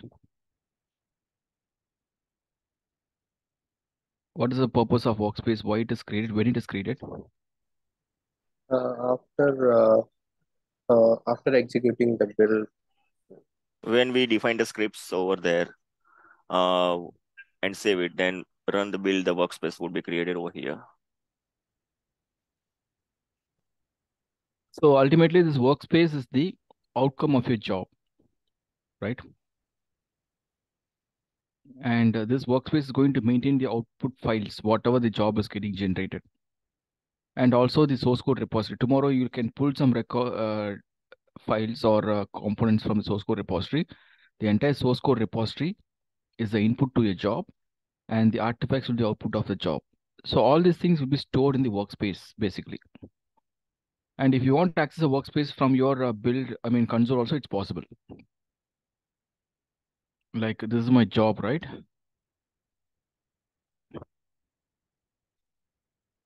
So from here, this is my job basically. And here there is a workspace folder. Within that, you can able to see the workspace. So through your GUI, through your web service also, you can able to access the file from that workspace. So like this, consider over a period of time, I have executed n number of jobs because ultimately we're going to work in a microservice architecture. For any application, there'll be hundreds of microservices created. And each and every microservice will be having its dedicated jobs, and it will be having dedicated source code repository. And whenever you perform build, it is going to create the artifacts. So all these things, like in a particular hour, in this particular hour, if you're trying to build thousands of microservices, means all the 1,000 workspace will be created in this particular path, right? Yes or no?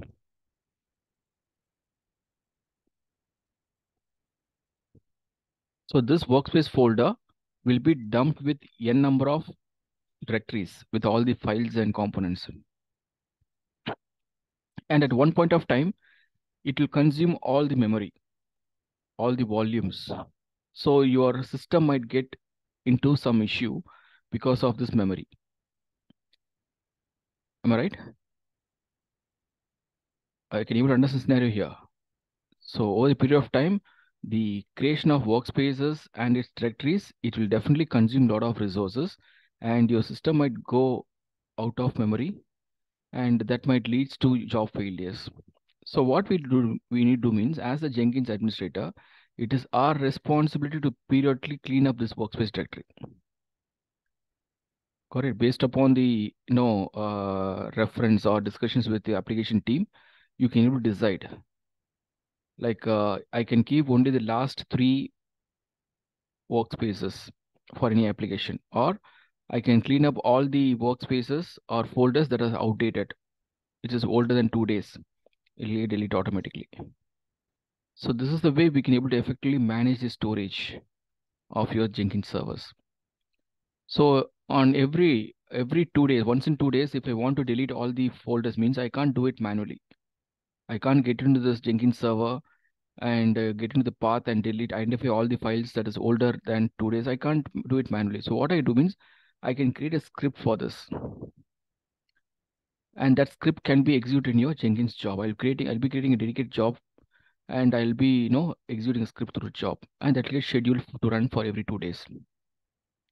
Using some cron tab, I can schedule the jobs. That's possible.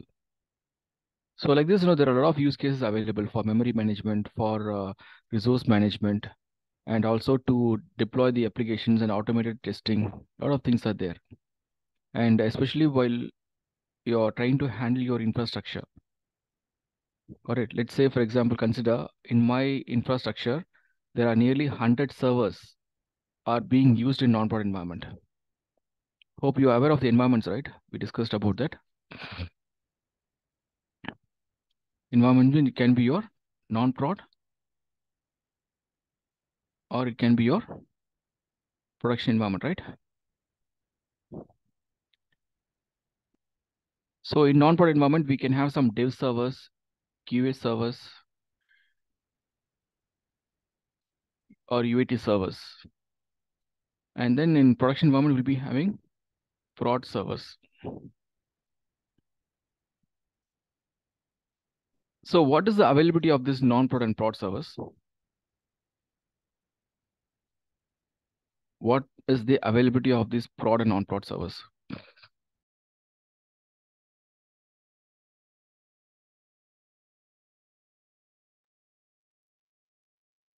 Hello, am I audible to all? Yeah. Yeah, production will be used for the public, which will be running in live. Or, Yeah, that's what. So availability of production servers, it should be available 24/7, right? yeah. And what about non-prod servers? Can I run it for 24 hours? No. Not Only when, necessary. yeah. Okay, so these non-prod servers should be available only during the business hours. Like say, for example, morning 9 a.m. till to 10 p.m. Like that, I can define some time frame. So if I have nearly hundreds of dev servers, hundreds of QA servers, I can't go and manually start all the servers at 9 a.m. and I can't manually go and stop the servers at 10 p.m. So I need some automation to perform this activity. So what I'll do means I can create a Jenkins job that will identify all the servers and starts exactly at the start time. And there'll be a stop job that will stop all these jobs, all these servers at the stop time. Like that, we can automate the servers start and stop activities. Like this, there are a lot of use cases. Okay, that is how you should identify as a DevOps engineer. You should identify scope for automation wherever possible. You should be able to leverage Jenkins and automate those activities. So don't just think about build and deployments. Okay, beyond that, there are a lot of things we can do in Jenkins. Am I clear? So next we'll talk about the pipeline project creation. Guys, is that interesting or boring here? Why so silent? What's happening there? If you find Yes, it's boring, just let me know. I have a question for this. What you said, like we can delete that, as per the cron we define in the jobs, and then we can delete that directory if every other 2 days. So can you show us like how we can do that? See, it is just a use case I'm saying. It's all purely depends upon your environment and depends upon your scripting language we use. Okay, is Got there it? Like some basic scripts like we can define in that? it's all your logic here. See, ultimately, you know how to delete a work folder, Yeah. right? Like I have some list of files here. If I want to delete this folder, what I'll do? I'll just simply remove this file, right? Yes. It'll remove it. If you want to automate this, what you'll do? You'll put it in a script. And if you want to schedule the script, you can put it the same script in your Jenkins job. That's all. So this is what the ultimate command you're going to run. But when you're going to run, that matters. If you execute this for every minute this folder will get deleted if it is available. If you want delete for every 2 days, it will get deleted for every 2 days. So that 2 days, the schedule is what we are going to do through Jenkins here. So to achieve that, there are a lot of capabilities in Jenkins. Let's say we have something called build triggers. Like we have something called build periodic option. I'll talk about, okay, in the upcoming session, I'll talk about all those things. So here you can define the schedule, how frequently you want to execute the job. And that command, whatever you want to execute, you'll be putting it here. Simple. So this command will get executed for every 2 days or every day, depends upon the schedule. Okay. Just on a high level.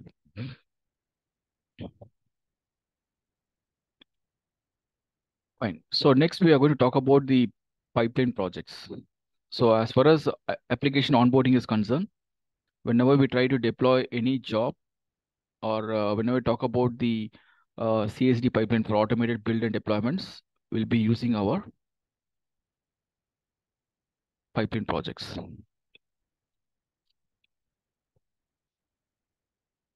Okay.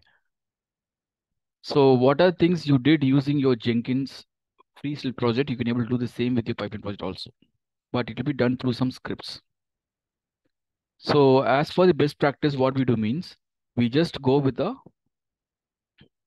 master and slave node. And what is the need for master means in Jenkins master, we create the jobs. Used to create and schedule the jobs or pipeline projects. And the Jenkins slave machine is used to, what is the purpose of slave machine here? Used to perform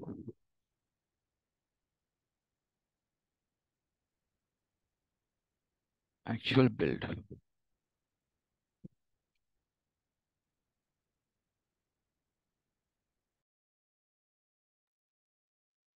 So why I create a slave machine means, like as just now I showed you, whenever we create any job, it is going to create some workspace and it requires all the tools to be installed.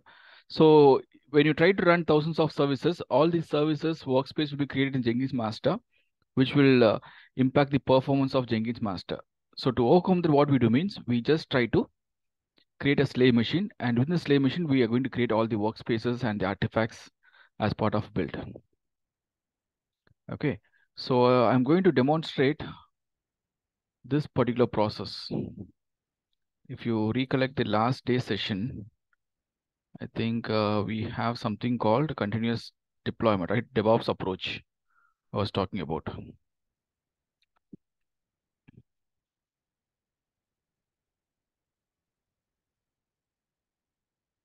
Okay, so this one. So assume that developer has already created the source code and the source code is pushed into the source code repository.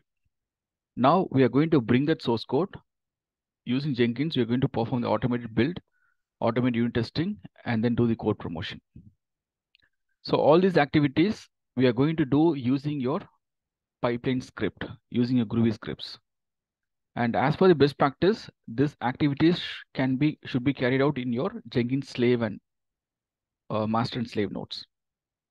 So for that, first we need to understand how to create Jenkins slave machines and configure in Jenkins master.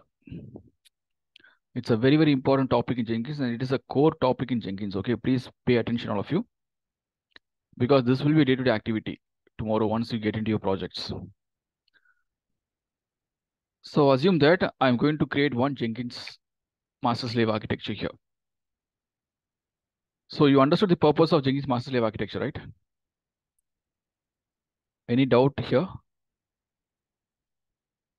You understood what is the need for Jenkins master slave, right?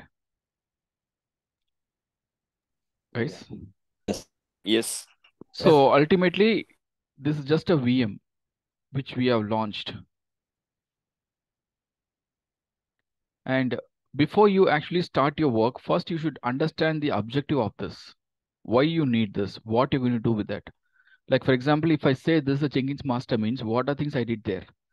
I have installed JDK, I've installed my Jenkins and I started Jenkins and I can able to create some projects and schedule the projects. This is what the objective of or scope of this particular machine. Similarly, what is the scope of this particular machine? What are things you're going to do? And to do that, what are tools you need? That you have to be pre-planned. So just tell me now, assume that the developer has created a Java web application. Java web application, and this web application has created some, is stored in the GitHub repository. So my requirement is, I want to create a Jenkins pipeline to automate the build of this application and create the artifacts. So how to do that?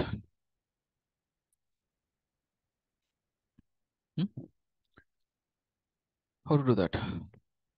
So in order to do that, first you should understand how the applications are built. What are the application build tools we can use, and how to configure the build tools in the node. So these are three important parameters we should consider. So all these things. Like node means here Node means a slave machine. Slave machine. Okay. We never install any build tool in the master node. It will be installed only in the slave node, because slave machines are used for actual build. Correct? Slave machines are actually used for the build activity. Clear?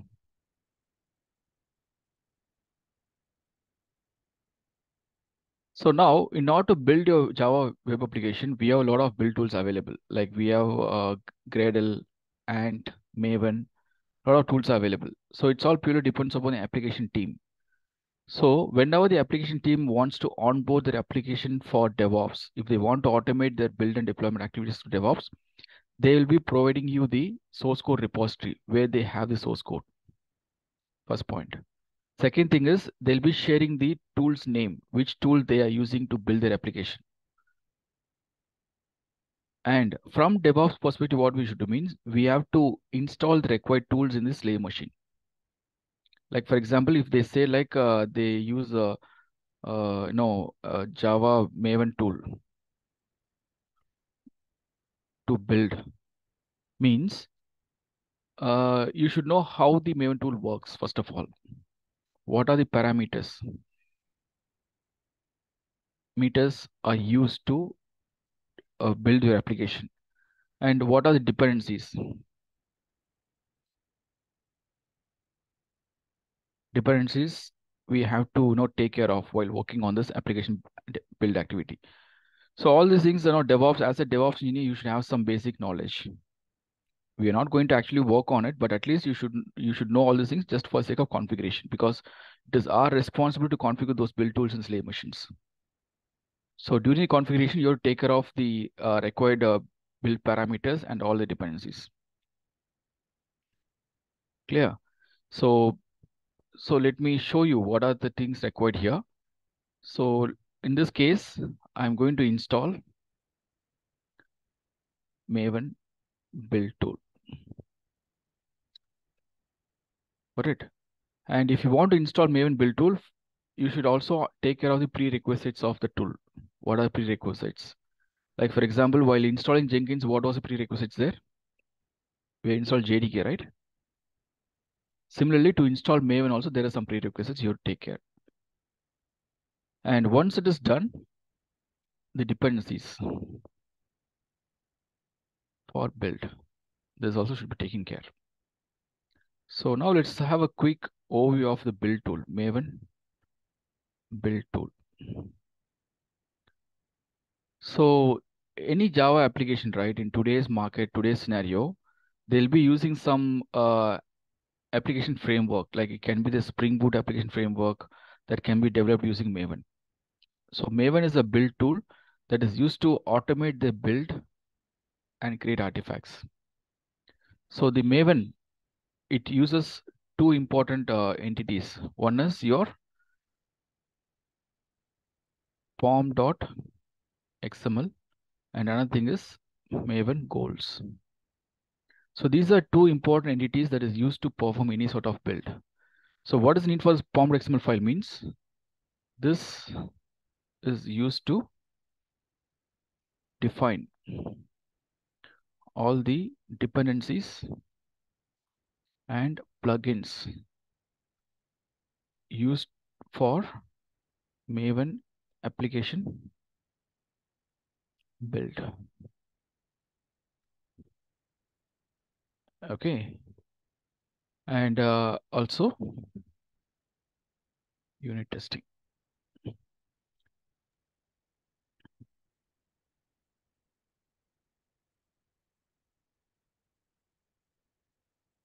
Dependencies and plugins used to perform automated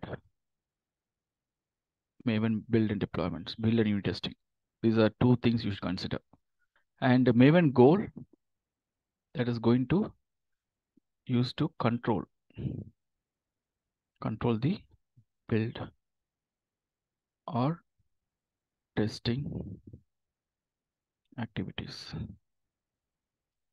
So we have a lot of options as part of this Maven goal. Like we have something called a clean test package. Okay, build, correct. Install. Like this, there are a lot of Maven goals available, and no need to worry. All these things are provided by the development team.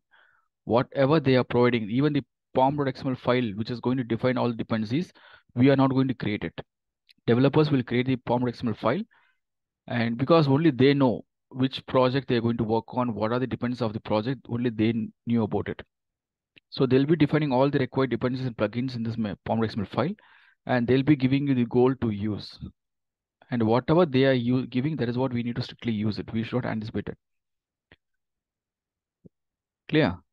So based upon these two parameters, we are going to automate the build through Jenkins. So how the pom.xml file looks like, what are the parameters we have? I'll show you with some source code repository. So all these are part of your source code repository. The source code repository.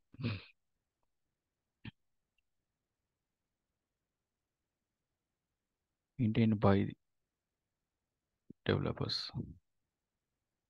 Simple. Are we good with this?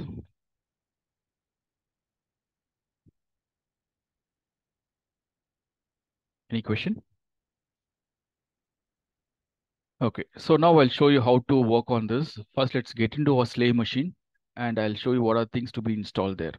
So in my slave machine, what are tools I'm going to install means I'm going to install Git, JDK, and then Maven. So these are the three important tools that we're going to install in a slave machine. Okay. Git is used to identify the source code from the source code repository. JDK is a prerequisite for Maven. All right. So for the installation of Maven, I'll show you one link, official link. From there, you can able to get more details.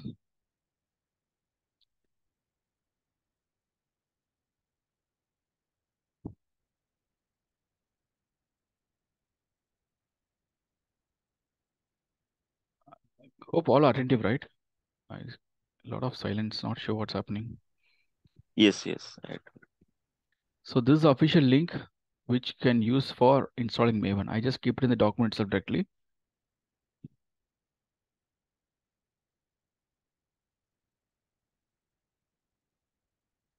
Okay.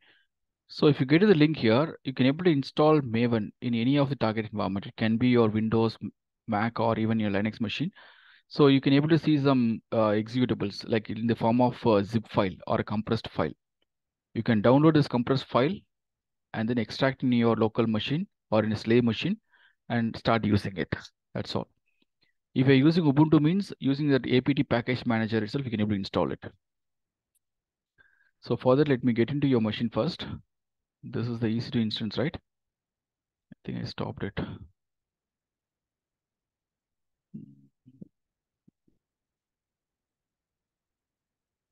Where's the machine?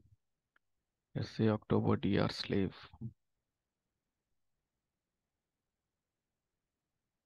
Okay, let me start the server.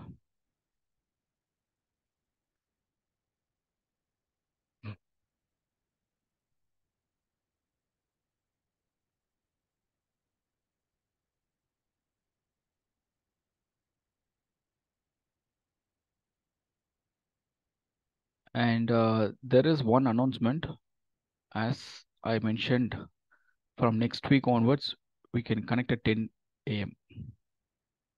All right. Hello. Hope I'm audible to all, right? Yes. Yes. So please keep this point, and if you want, you can share it with your team members also if you have their contacts. So please ensure that in the next session we are going to join at 10 a.m. IST. So session will be between 10 a.m. and 2 p.m. All right. Hope it's fine to everyone, no, guys? Yes. That's fine by me. Yes, sir. All right. Fine. So now let me log into this machine. Okay, I have this slave machine available. Slave machine 1. I just launched it. And if you want to access this machine, take the public IP address of this machine, go to mobile XTerm and click on the session and get into the SS settings to add a new SS session and give your public IP address, specify the username as Ubuntu. And under advanced SS settings, click on use private key and navigate to that private key, whatever you have downloaded PIM file. So with these 3 input parameters, you can able to connect to your slave node. So this is my Jenkins master. And this is my Jenkins slave 1. So we can even rename it, okay, just for our reference. So now I just log into this machine. So what you can do here is you can simply say sudo-i because I want to perform some actions as a root user. And you can specify the updates. What do you call that? apt update-y to update all the default packages.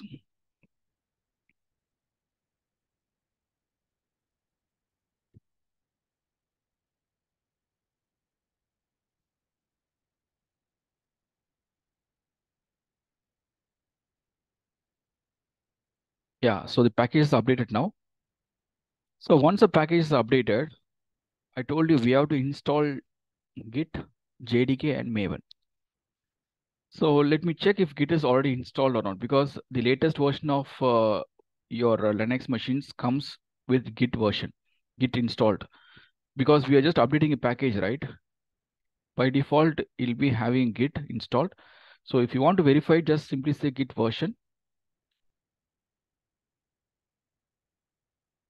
You can able to see Git is already installed in this machine.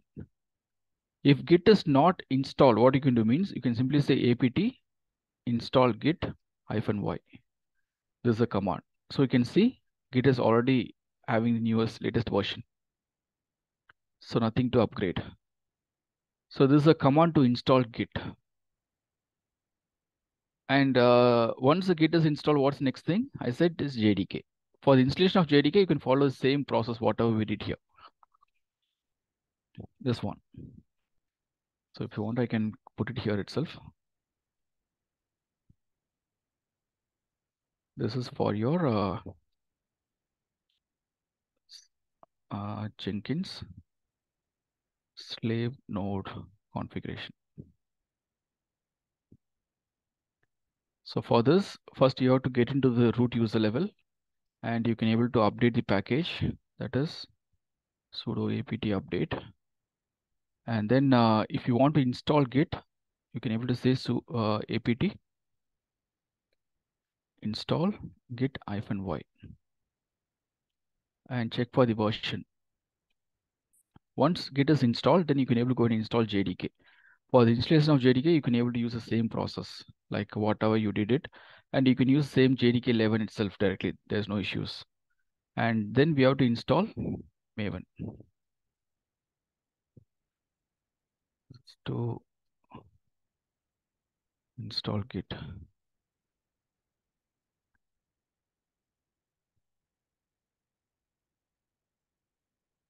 So now to install Maven, right, it's very simple. Just ensure that you update the default packages at every level and then say apt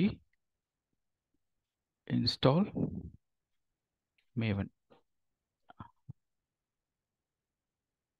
-y. That's it. So that's it. So with these three commands, set of commands, you can able to ensure it. Similarly, once the Maven is installed, you can say Maven mvn version command.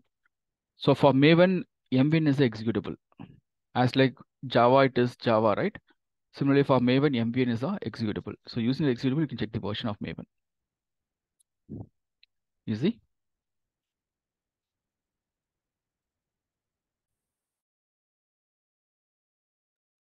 Is it clear now? So now let's get into this process. Let me execute these line of code.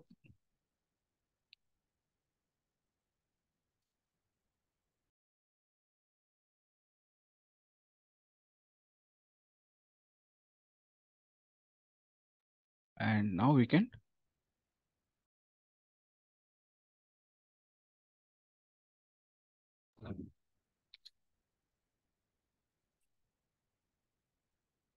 install JDK.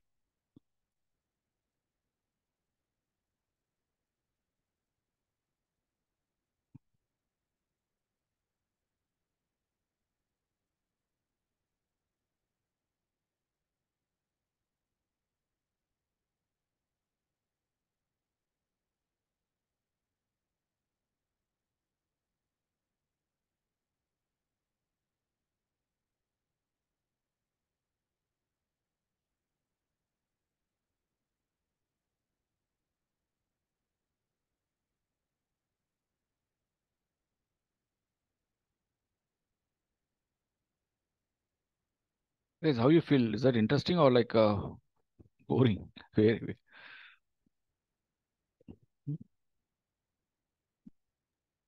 It's good, but I think once we start doing it in our machines, probably we'll have few doubts. No, I'm not talking about that actually. While learning itself, right, we'll get that feel, right? Okay, we are doing something progressive Sai, and better way can able if to we relate it to real-time scenarios.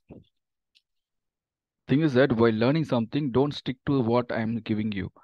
You should think in such a way that how it can be related in real-time environment. Tomorrow, how I'm going to use it. On that perspective, you start learning it. Can you able to relate that? That's what my question.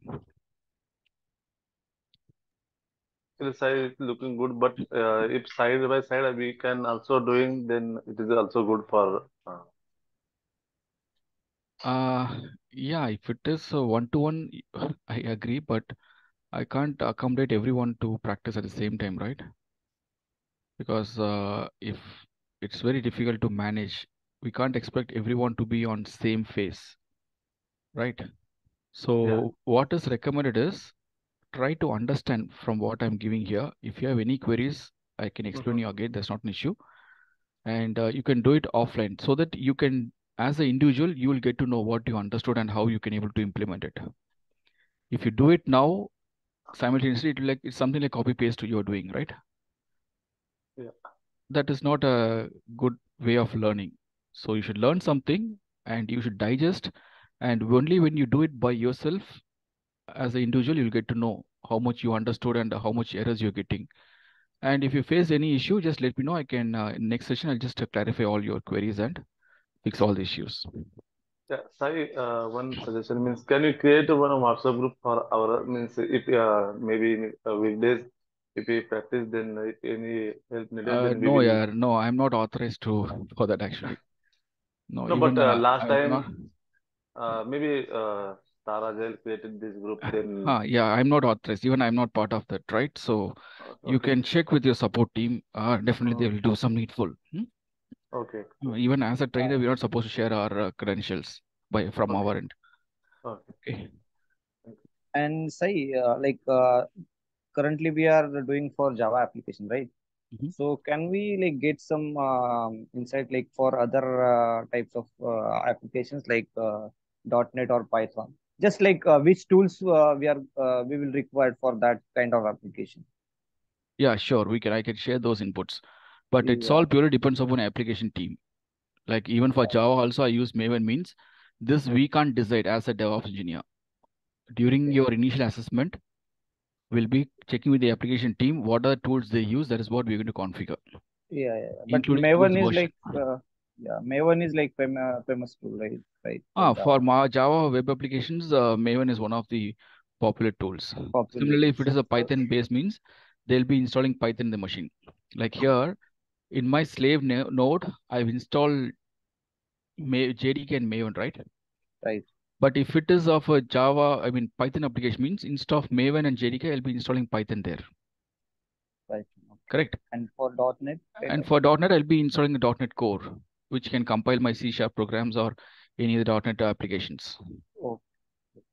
Similarly, for Angular, I need to install Angular in that machine. For Node, So, JS. okay. So if possible, can you list down at the end of the session? Like just list down that so we can relate those. Yeah, you can. Problem. Okay, thanks. Yeah, sure. I'll be sharing all these class notes. Okay, the class notes and the reference, even the notes. If you see here, it's all step by step. I'm trying to draft everything right for your future reference. Yes. So you can make use of. I'll be sharing it. Don't worry. How we can access the recordings? Recordings you'll be getting it by Monday, right? Hope you must be getting a link from your support team. Okay. Yeah. Thank you.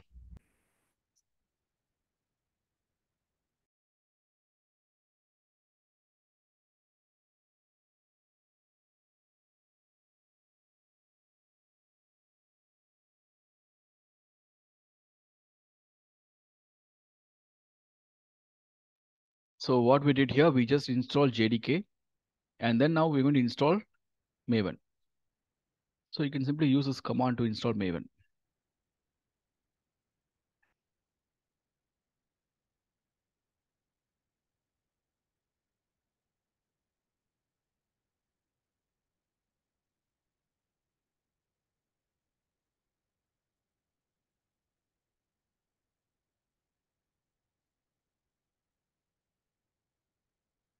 Yeah. So once Maven is installed, you can say MVN version. This is what the Maven version installed. Apache 3.6.3 and Maven home. The Maven is installed as the default directory. User share /Maven. Under this directory, it has installed Maven and all its executables are available there. And it is using the reference of our Java, whatever we installed, OpenJDK 11. And Java is by default installed in this path. All right, so now that we have installed the tools, what next? On the admin level, you just do some analysis now. What are things you need to do now? You have to configure from Jenkins. the master node. Yeah. So actually, we are talking about this process. Now, in my slave machine, I've installed all the required tools. So what next? What could be the next activity? We need to configure the same in Jenkins. Mm-hmm. What We need are to things? configure the same in Jenkins. In the Jenkins job, we have to define Git and Maven configuration. I mean, apply those configurations. Yeah. I'm not getting you. So you want to install Maven in Jenkins master? No, when you go to Jenkins GUI, where we have to define the path for Git and Maven. Okay. And JD. No, you're talking about the tools there, right?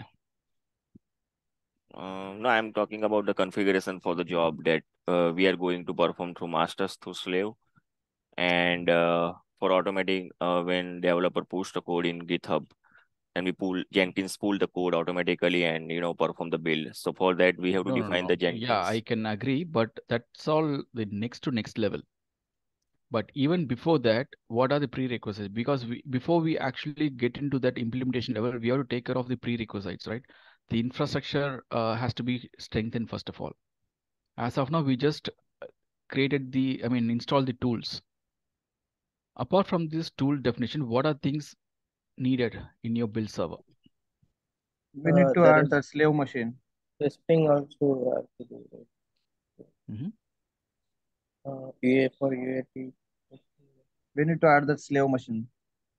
Both master and slave are in sync, like they're using the same versions. You no need to go to that slave itself, basically. Like what I'm asking you is, how can you connect? First of all, you need to connect your Jenkins master and slave, right? Then only you can able to do some sort of implementation, right?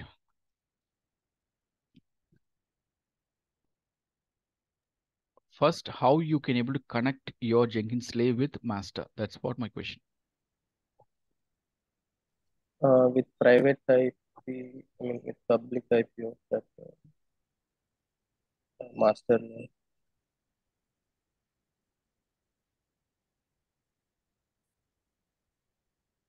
Okay. Or in Jenkins configuration, we can provide in slave security group, details. we should allow traffic from those two machines. Okay. Then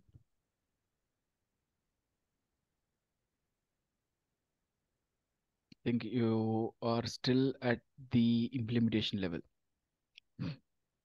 Create the EC2 instance for the slave. Mm-hmm. And then we need to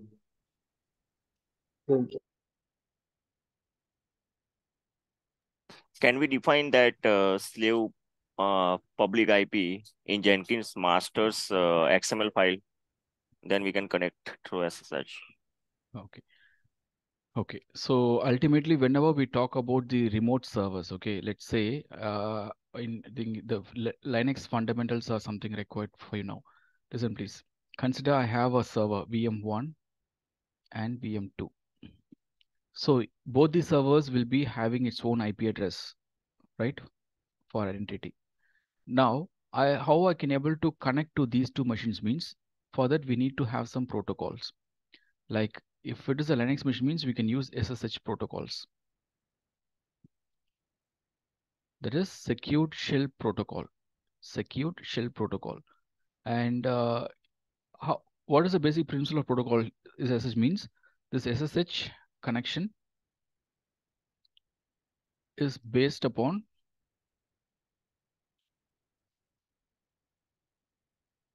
key-based authentication. Okay, that is the first point. So whenever I try to connect to another server, first I need to authenticate the user, right? I need a user ID first of all, correct? Yes or no? Like for example, from my mobile term, if I want to connect to my remote server, what are the parameters I gave here? I gave the remote server name, that is a host name, and then the username and the credentials for that user, the key or a token.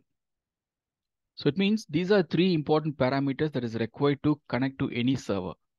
Similarly, from your Jenkins master or from your Jenkins slave, if you want to connect to the remote servers, in the case also you need all these three parameters.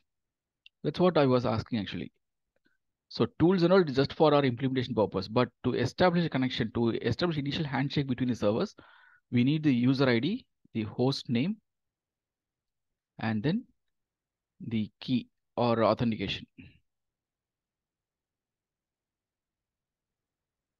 So user ID by default will be having user ID like Ubuntu, or we have a root user.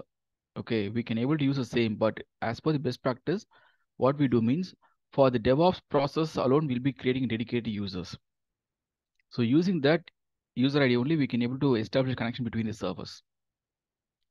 Clear, that is one thing. And what type of authentication we are going to use means Linux supports various types of authentication, like it can be your password-based authentication, or it can be your key-based authentication, or it can be your token-based authentication, or sometimes we'll be using passwordless authentication. Like this, there are various types of authentication supported by Linux machine, especially when it comes to your SSH connection.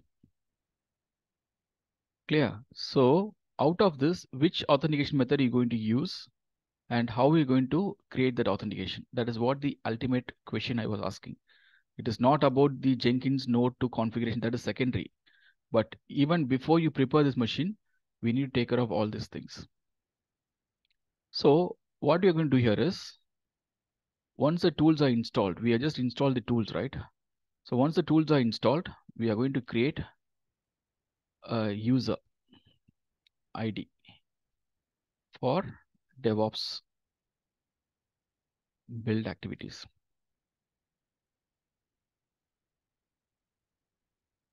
Because in real time, this machine can be used by multiple users. But all my builds should happen only with a specific DevOps user. That's what my intention.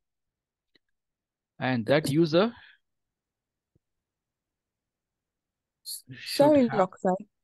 Sorry? I have a question. Say if I already have my instance and I already have my users, is it the same as just identifying the users and giving them the right access? You can do that, but what we recommend is for each and every activity, you can have a dedicated user IDs. Then only it'll be easy for you to manage the system. Like for example, consider you have your laptop with you, right? In Yeah. that laptop itself, you'll be having administrator user as well as the general user. Correct. So the general user, as a general user, if you log in, he'll be having some limited access. He can't do any admin related activities.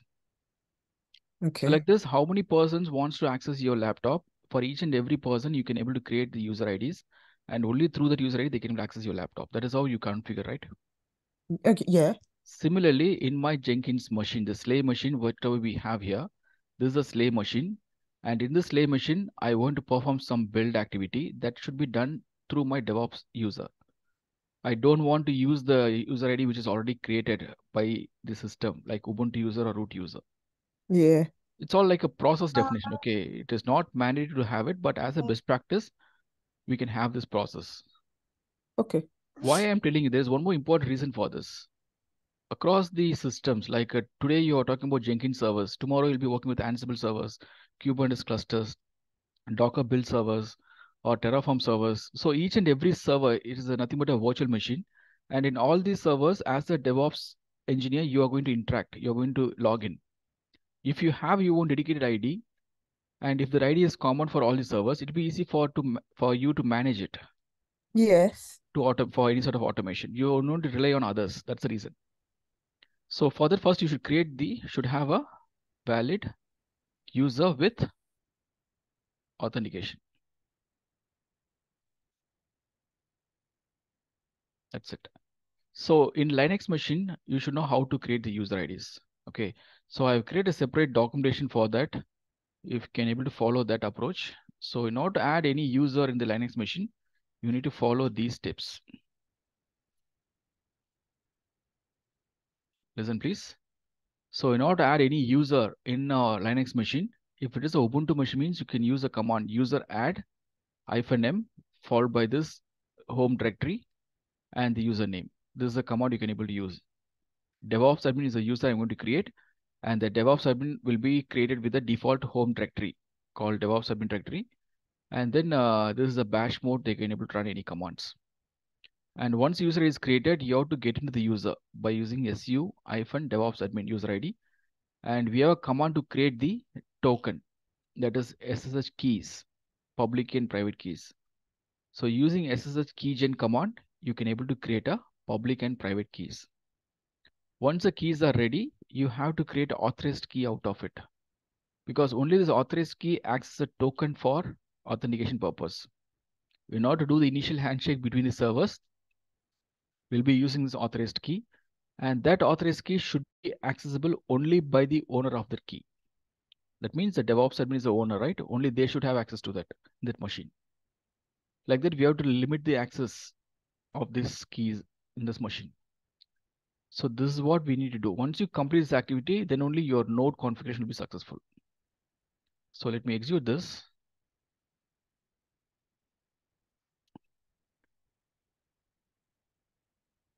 So I'm on slave machine, and currently we just install all the required tools already. Once the tools are done, what you can do is you can use your root user to create the ID here. So user add DevOps admin in bash mode, and this is the home directory for user. That's it. So now if you give su-devops admin, you can log into that user ID now, DevOps admin user. As a root user only, you can log into that user. And if I say pwd, present working directory, you can able to see the home directory of this DevOps admin user. Like this, any user in this machine will be having their home directory, like Ubuntu or let's say Can you see this? Ubuntu user have their own directory. DevOps admin has their own directory.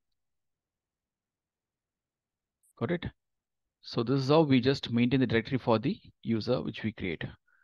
And if you say ls, you can able to see the list of files, whatever you have in this directory. If you say ls-a, you can able to see the list of all the files, that is even hidden files and folders are available here. So what you can do means we are going to create the key, SSH key. So the key can be like instead of 48, I can reduce the size of this and let me create it. So SSH key gen, it is used to generate the public and private key for authentication. And it is of type PEM, and the size of the key is 2048 bytes, and the type of the key is RSA. And when you enter this command, it will ask for the confirmation whether you want to create the key in the same default home directory or not. So it means within this home directory, it is going to create one .sh folder to maintain the keys. Just say yes and proceed. And we are not interested in creating any password phrase, just simply enter and enter. That's it. Now, if you say ls-a, you should be able to see .sh folders created here. And if you navigate to that folder and give ls, you should be able to see id underscore RSA and id underscore PUB. That is, if you say cat id underscore RSA dot PUB, this is the public key that is generated for this DevOps admin user. Similarly, if you say cat id underscore RSA, you can able to see private key that is generated for this user ID. So this public key and private key is used for authentication. Got it? Similarly, let's say, for example, if you want to access or if you want to share it to any other remote server and enable the authentication, this should have the authorized key. That's very important. So after creating your SSH key, then execute a command cat id underscore RSA.pub to authorized key. That means based upon the public key of this DevOps admin user, I'm going to create authorized keys. Enter. Now if you say ls, you can able to see the authorized key file has been created. And one important thing is the file name should be exactly the same. Authorized underscore key should be the same. And if you look into this file here, this file is nothing but the copy of public key. But if you see the access level, as of now, this file can be accessed by all the users in the machine. Like even a root user or even a Ubuntu user can able to read the content of the file, which is unsecured. So you have to limit the access. For that, what you can do means you can simply change the ownership and the access mode of that file. That's it. And now if you say LL, you can able to see this authorized key file is readable only by the owner and writable only by the user owner. Owner means the DevOps admin and the group, DevOps admin group. So this is how your authentication, the access mode are defined in this Linux machines. Any question here? So now that we have created the key and we have provided all access to the key, and also the DevOps admin user is having the default directory. So why we refer this default directory means tomorrow if you want to create a workspace in the machine, within this path, the directory will be created, workspace directory will be created. That's it. All right. So I'll do one thing. I'll just put all these things in a summary so that it'll be easy for you to understand the flow.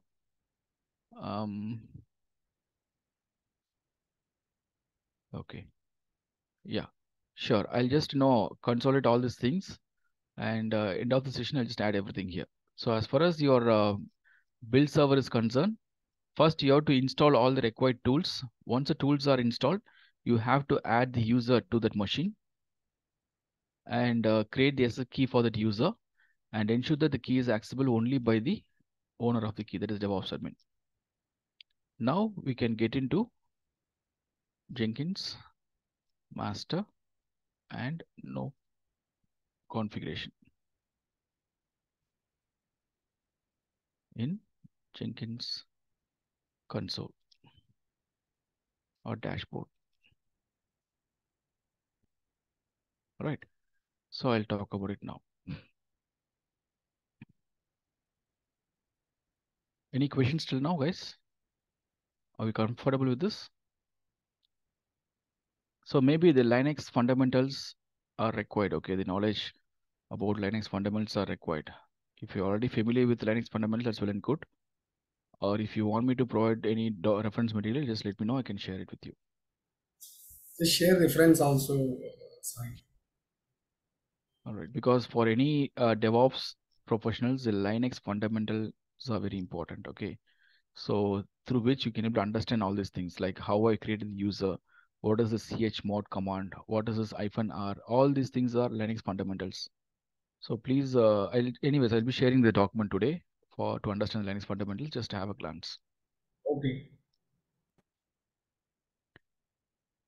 Fine. So, but this is what the requirement. Okay. Fine. So now what you can do means you can get into your Jenkins dashboard.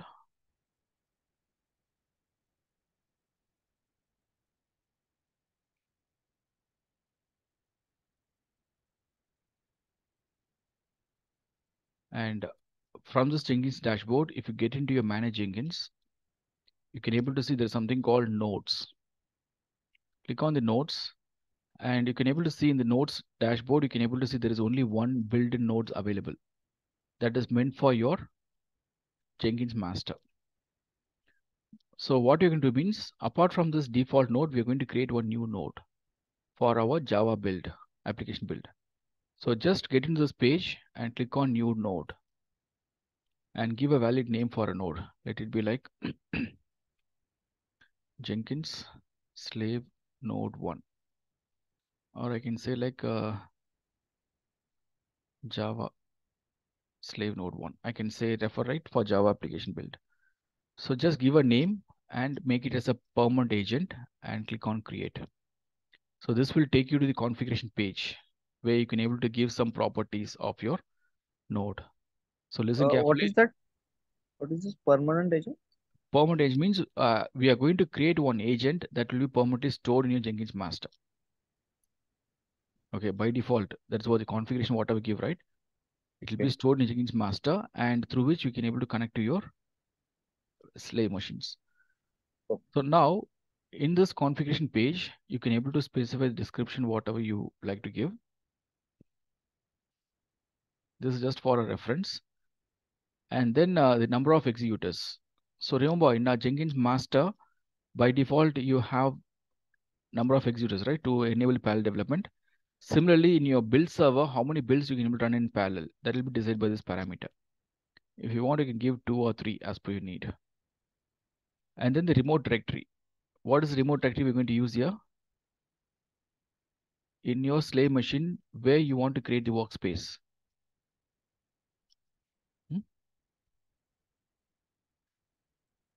Like whenever I route my request build to the server, the workspace should be created in this directory. So this is my remote root directory.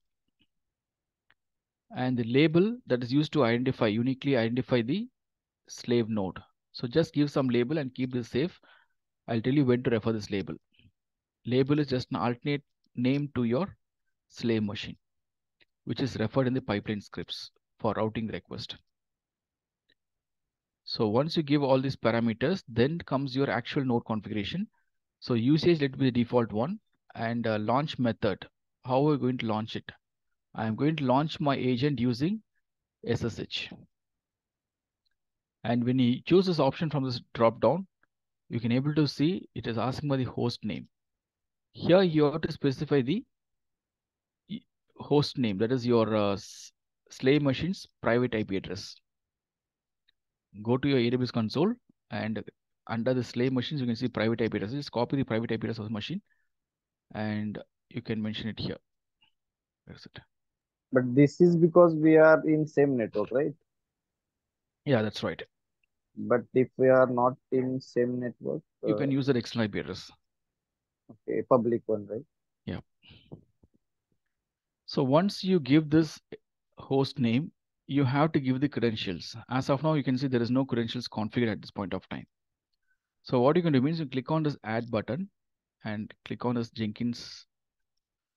It will take you to Jenkins credential provider. And here,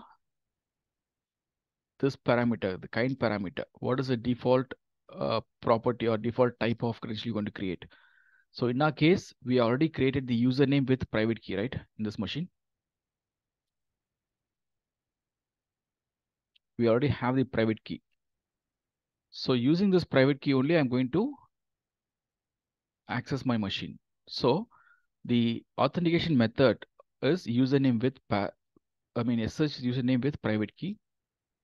And here it asks for the parameters like ID. It can be something like my Jenkins node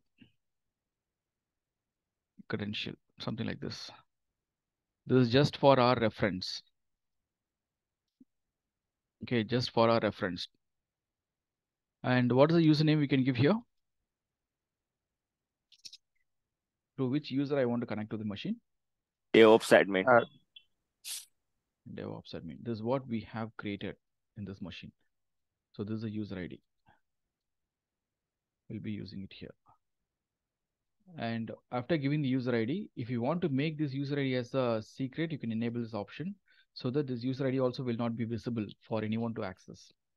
Or you can simply leave it as it is. And now it is asking for the private key. Just enable this option, enter directly option. And you can see there is a button for add. Click on add button and it will open up a multi-line text box for you. In this multi-line text box, you need to copy paste this content. So go to your slave machine. Under DevOps admin, already we have created this key. The key is nothing but ID underscore RSA. There is what the private key. You have to copy the private key alone.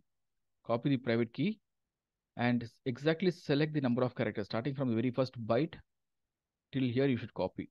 No extra less than that. Okay, just copy till this and paste it here. That's it. And we don't have any password phrase, so that is enough for now. So all that we do here is in this Jenkins credential provider, we are going to identify the type of key as username, yes, as username and private key, and then enter the ID and description. It can be same, that's not an issue. And username should be the user ID which you create in slave machine, and enable this private key and enter the key directly here and add it. That's it. So now we have created a credential, and if you use the drop down here, you can able to see the credential available here. Use it. So it means I want to connect to this machine using this credential. Easy. Now, next thing is about host key verification strategy. So this is one of the important thing you should consider, because whenever we talk about the Linux machines, that too, if it is SSH based authentication, means the initial handshake between the server should happen. As like that, we can't connect to any remote server. That remote server should be part of our known server list or known host list. Only then the connection can be established. So in order to do an initial handshake between the servers, we have to verify the host key. That's what we're going to do here. So what type of verification strategy we're going to use here means we are going to use manually trusted key verification strategy. The third option from the drop down. The first option is known host file verification strategy. It is a very manual activity. You have to manually take the IP address of the target machine and add it to the Jenkins known host file. And manually provided key verification strategy also, it's something manual. We have to use your keys to handle it. Like public key can be copied to your node and can be done. And the third one is manually trusted key verification. So this approach, what will do means it will enable a manual verification process. Like you can able to manually verify it once. It's a one-time activity and it's very interactive. And third option, last option is non-verification strategy, is something not recommended. Without any verification, you can able to establish a connection, which is not recommended real-time environment. So what we do is the simplest form here is the third option, manually trusted key verification strategy. Enable it.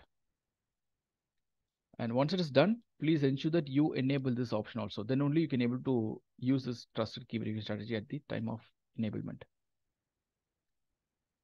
And that's it. Leave all the parameters at default. Any question? So I repeat, in your Jenkins dashboard, go to Manage Jenkins and add a node. And while adding a node, you need to configure the node name and the number of executors, the remote root directory in a slave machine, and the label of the slave machine. And this should be unique. And the launch method, make it as SSH. And the host name should be private IP address of the machine. Create a credential and choose the manually trusted key verification strategy and enable this option. And once it is done, save the configuration. See, once the configuration is saved, now it is trying to launch this node. Jenkins is trying to connect to that machine now. It is still in progress, but it will not happen till you verify the key. For that, what you should do means we have to get into the node first. Just click on the node name. And once you get into this node, listen please, guys, listen here, all of you. Once you get into the node, you can able to see there is an option called Trust SSH Host Key. Can you see this? So this is what we call it as a host key verification strategy. So what you're going to achieve here is we are going to do an initial handshake between your Jenkins master and the slave node using the key, whatever we have created. That is authorized key. So if you click on this option, you can able to see, do you wish to trust this SSH host key? Means say yes. That's it. So manually trusted key verification is done now. And now this server is up and running. Okay, it is being launched. And if you click on this, you can see the 3 nodes are available now for my execution. Easy. So now the nodes list, if you see, I have a built-in node for master and Jenkins slave for my, what do you call that? Slave node. Both are up and running. It is having 3 executors available for my execution. So here number of executors, let's say in masters we have 5 and in slave we have 3. And in masters we run for 5 jobs and slave would handle those builds. So not like that. Not like that. Okay. When you use a slave node, all your builds will happen only in the slave node. Okay. If your slave node is having only 3 executables, means only 3 jobs will be running at the same time. Remaining jobs will be waiting in the build queue. All right. But if you want, you can able to go and customize at any point of, let's say, go to this particular job and node and configuration. And here you can update it to 5 also as you need and save it. So now it becomes 5.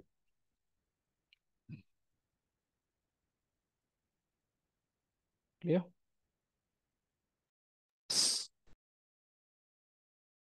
Hope it's clear to everyone.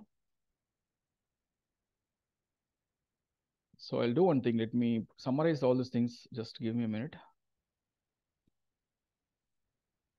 So as far as today's session is concerned, you are going to install Jenkins master and work with the basic Jenkins jobs and projects. And then you'll be configuring a node.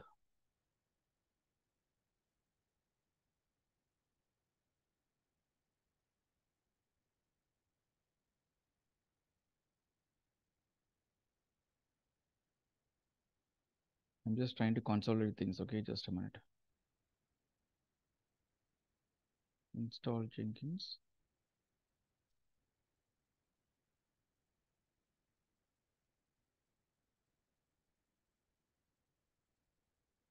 Okay.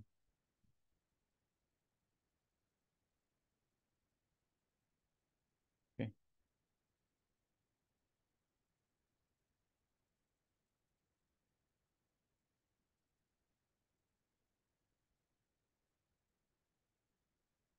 No to go. Okay. Yeah.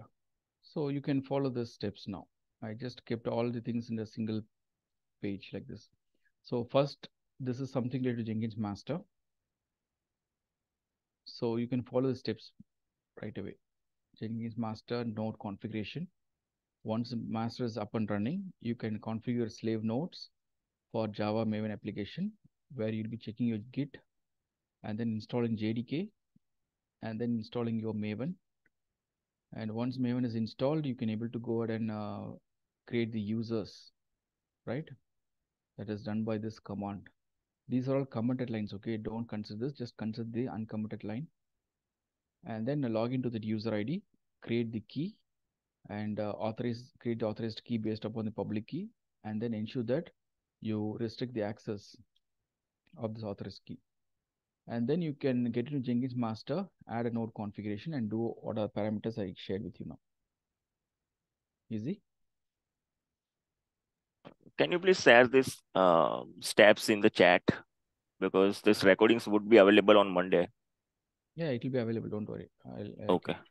Can follow that, no problem. So, anyways, you'll be working on your Jenkins master first, right? So just focus on it. And another important thing is, once the node is ready, what you're going to do here?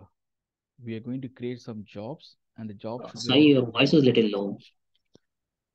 No, what I'm saying is, once a node is ready, all that you're going to do is you're going to route that build to the corresponding node.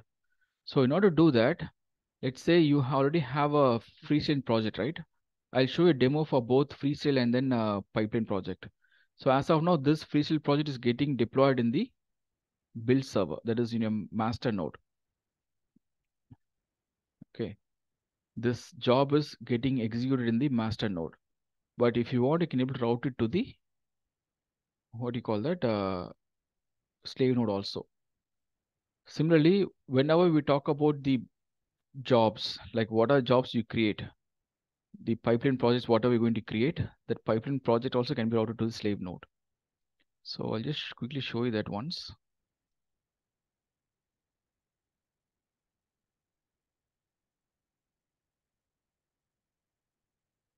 Okay.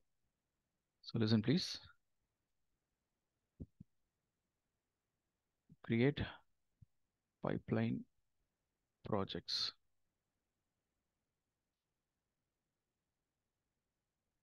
Create pipeline projects. So as I think I mentioned somewhere here, like scripted and declarative pipelines, right?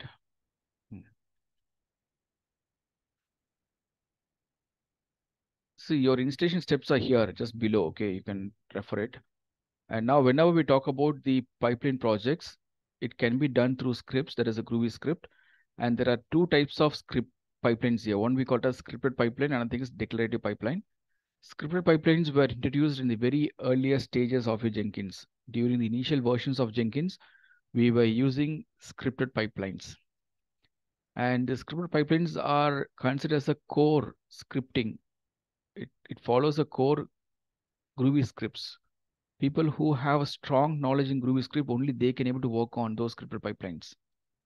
It was initial days, okay? Initially when Jenkins was introduced, the very early versions of Jenkins were using scripted pipelines, which was very complex. Complex in the sense the people who have a thorough knowledge on Groovy, they can able to work on it. And that was one of the drawback for Jenkins by the time, because their competitors, they use YAML scripts for coding the pipeline, which was very easy when compared to Groovy scripts. So considering the market, they just released a simplified version of the scripted pipeline that we call as the declarative pipeline. So declarative pipelines are considered as a simplified version of your scripted pipeline. And to work on this declarative pipeline, you don't need to be expert in Groovy scripts.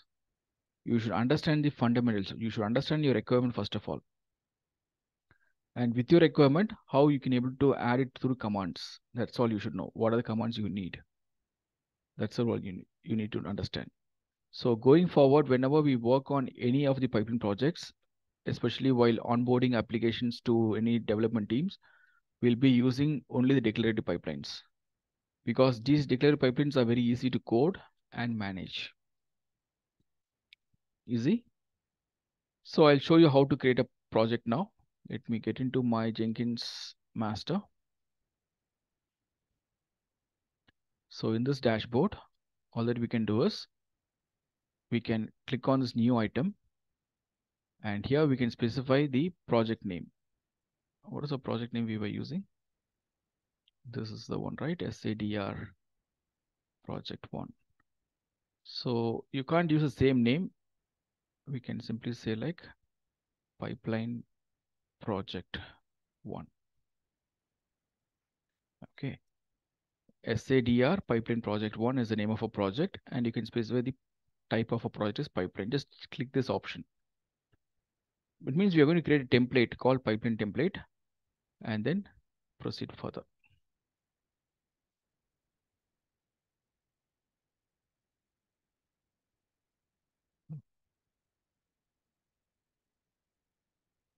So now that we have reached the configuration page, and if you look into the configuration page, it's very simple. In your freestyle project, you can able to see a lot of things like source code management, build triggers, build environments, build step, post build and all. But here we are not going to do all these things manually. All that we're going to do is we are just going to do things through some scripts itself. So you can able to see something called general, advanced project options.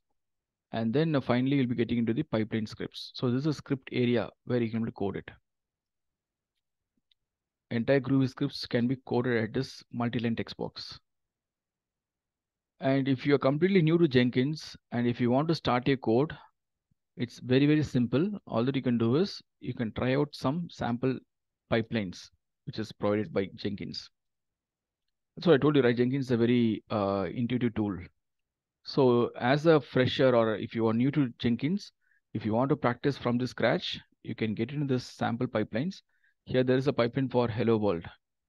See, it's a very simple pipeline, which is going to talk about the stages. So here you can see pipeline agent as any.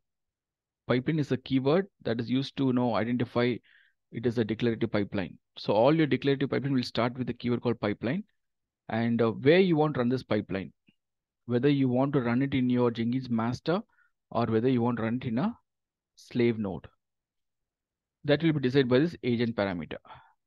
So you can simply say agent any. That will route your request by default to the master node. Or if you specify the label of your slave node, it will route the request to slave node. That's what I'll show you both the things, how to handle it in a master as well as new slave node. And then a pipeline is basically composed of various stages. Stages are nothing but the collection of tasks you're going to perform. So if you look into this, we have stages. Under that, we have a stage called hello. And this hello is having a step. The step is going to actually define a task you're going to perform. So here the task is to print a hello world message to the terminal. And the stage name is hello. And it is going to get executed in my master node, which is available by default. That's it. So once the pipeline is ready, simply save the pipeline configuration and you can go and build it. And one important point is the block of statements, the opening curly brackets and the closing curly brackets should be matching. That is very important because this is the beginning of the pipeline and end of a pipeline. Similarly, this is the beginning of a stages, which can have a number of stages in between. Like that, just maintain the hierarchy properly. And once you are done with this, you can able to simply get into your job. See here, we have a pipeline project created. Go to the jobs configuration, console, and build it.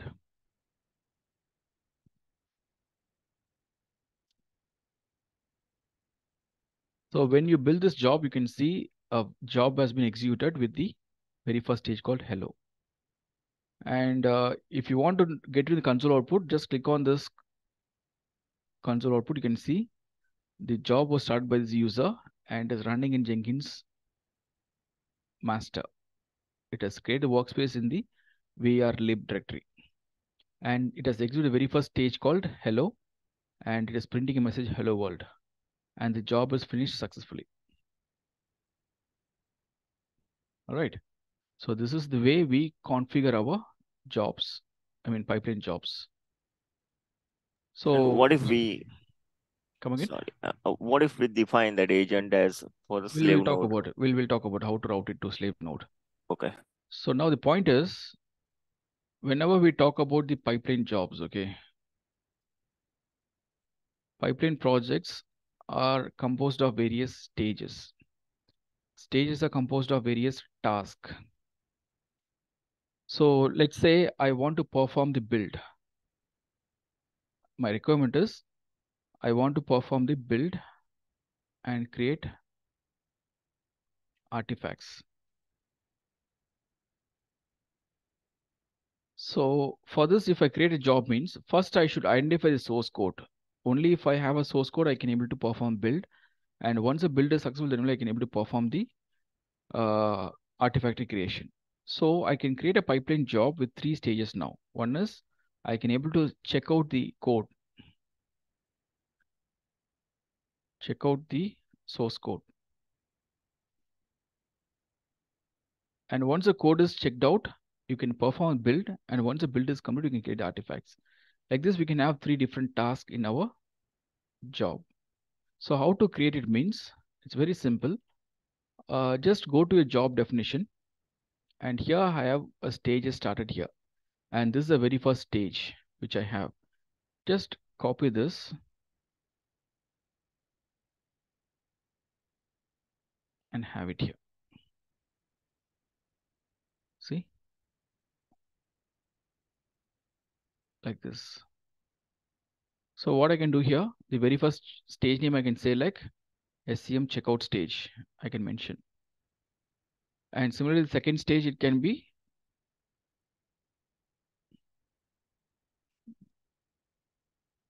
Maven build. And the third stage, it can be deploy to QA server. Because once you perform build, it will create artifacts also. And once artifact is created, the artifacts can be deployed to QA server. So no need to worry about the task definition. Okay, I'll talk about it, but try to understand the structure of coding. Let's say, for example, if you want to represent this here, this is how it is. So whenever we talk about the pipeline, it should have a number of tasks, and the task definition should be coded in such a way that the task name, the stage name should be unique. That's very important. And within that stage, you can have steps, and the steps can have some number of tasks you want to execute. Clear? So try to understand the structure of coding the pipeline script. And the agent as any, it will just route the request to your master. So let me execute the script and show you the result here. Just apply the changes, whatever you did here, and you can simply go ahead and build this job. See here, this job has been successfully executed, which is having 3 stages now. So this is how we improvise the pipeline scripts. This is how we'll be improvising the pipeline script. And now this job is getting deployed in the Jenkins master node. How to route it to the slave node? For that, we have to identify the label, like which label you used. You can simply change the label name, whatever you have referred. Just by changing label, we can able to update it. So let me show you that example here.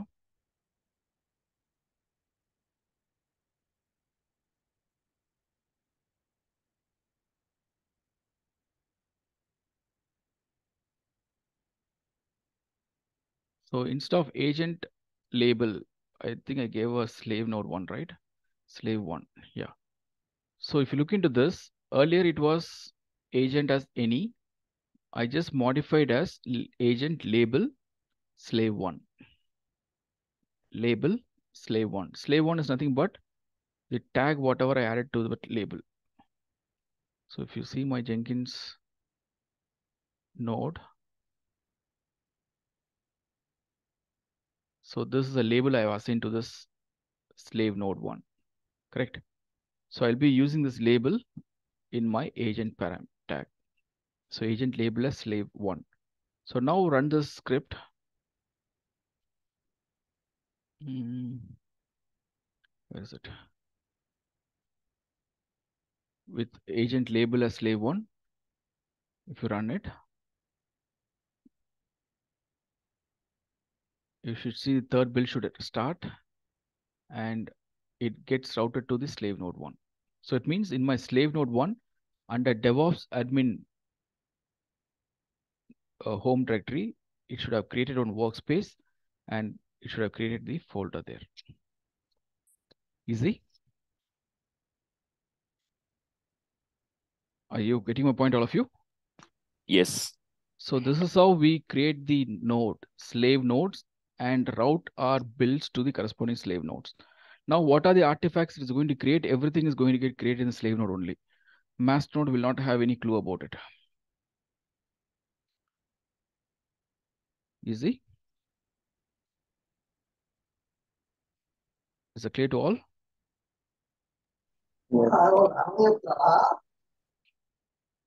Guys, am I making things clear or it's Sai, I have a query regarding this Maven. So let's say we install Maven, I mean Git, JDK and Maven on slave node, right? So where Maven comes into the picture, I mean, as you told us that the pom.xml something. we'll talk about it. Okay, as of now, we are just talking about the pipeline creation steps, how to create a basic pipeline. Then I'll show you how to add those task definitions. There I'll let you know how to use your Maven build and all. So each and every task, right, we'll see how to define it. So at this point of time, you should understand how to code a pipeline script and how to add more stages to the script and how to assign the label to a pipeline job to route your request to the corresponding slave node. Are we good with this? Fine. So now we'll take one Java web application. So as I said already, the assumption is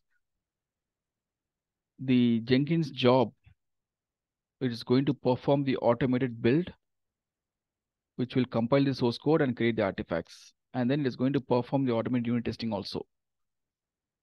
But to perform all these things, first we need a source code. The source code should be created by a developer and should be available in the source code repository.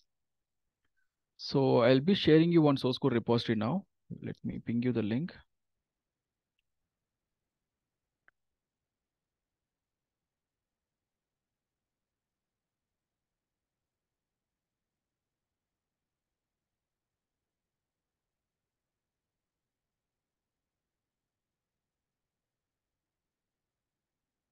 Okay. So this repository, whatever I'm going to share with you, this is a simple Java web application. Okay, this is a Java web application. And I'm going to use this repository. So if you look into this repository, I'll just explain you what are things we have here. So we have a source code under SRC folder. You can able to see under main/web apps, we have a source code available here. Got it? And then it is also having the unit test cases. So the test definitions are already created here. Unit test scenarios, whatever needed to test it. And apart from this, since it is a Maven project, we should have the Maven pom.xml file.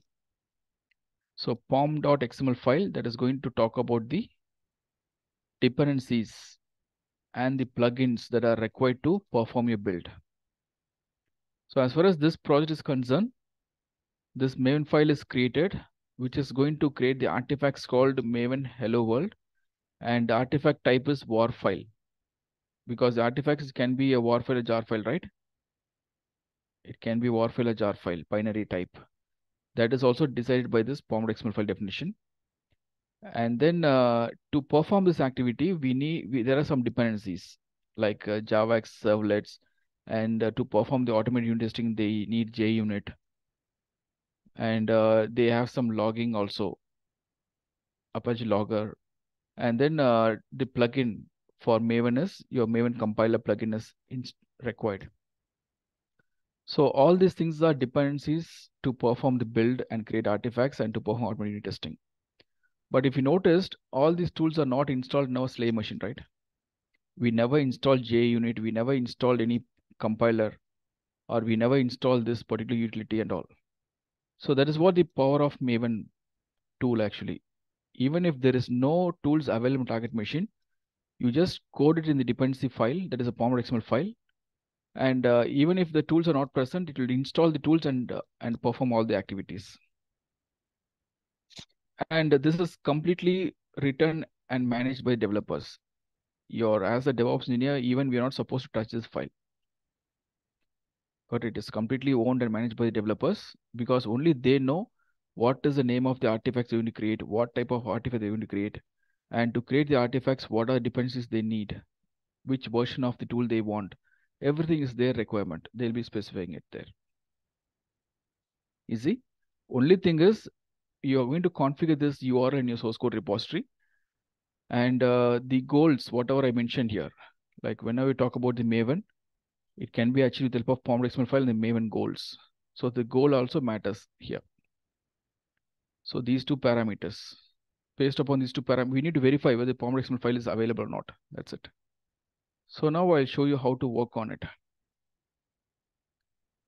So this is the script which we have created. And the very first stage is I'm going to perform ACM checkout stage.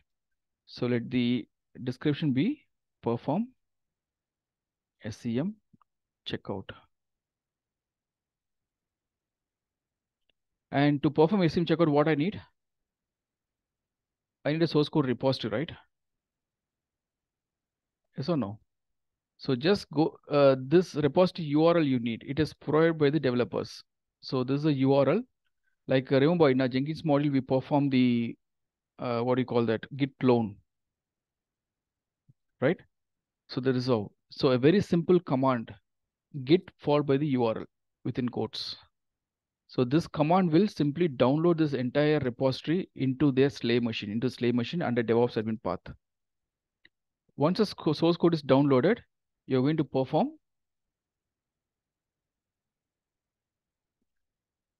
Maven build.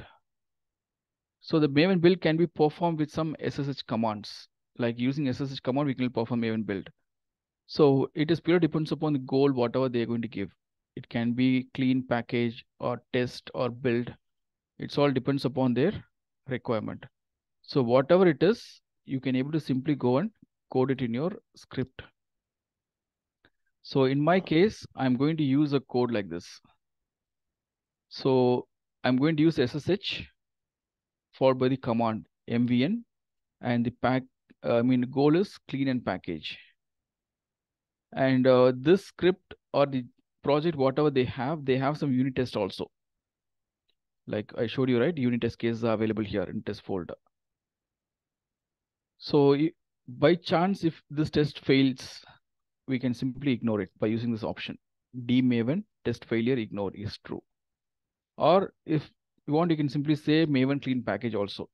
So what the clean package is going to means, ultimately package, like if you want, I can mention here itself. Okay, where is it? Maven goal. We have a goal called package.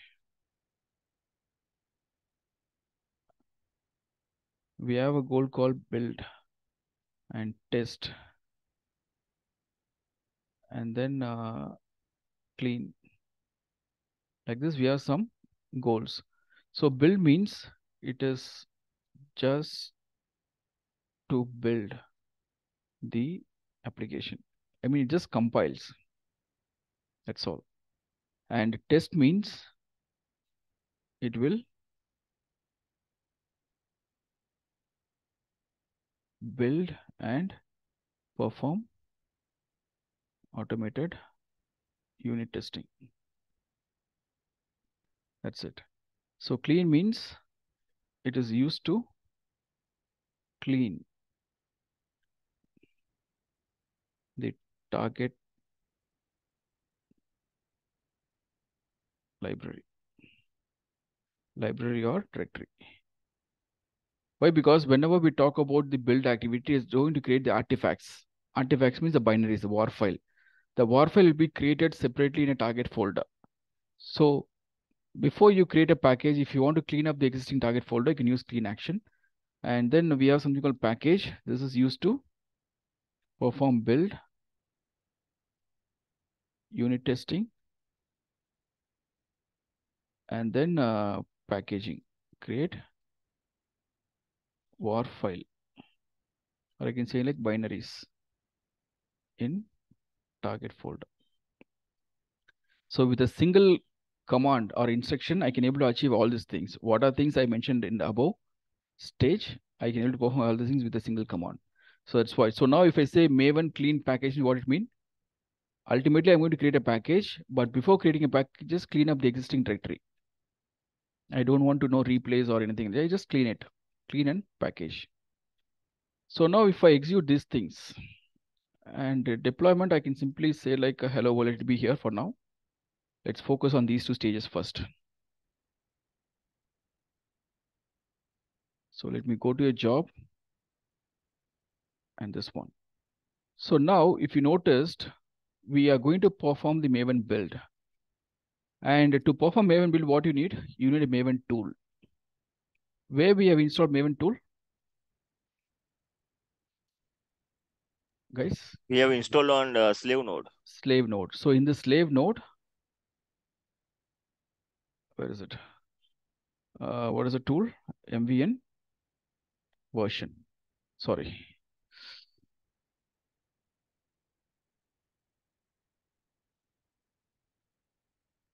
So here we have installed Maven tool. This is a path of the Maven tool. So this is installed in slave machine, but the Jenkins master will not have any clue about it.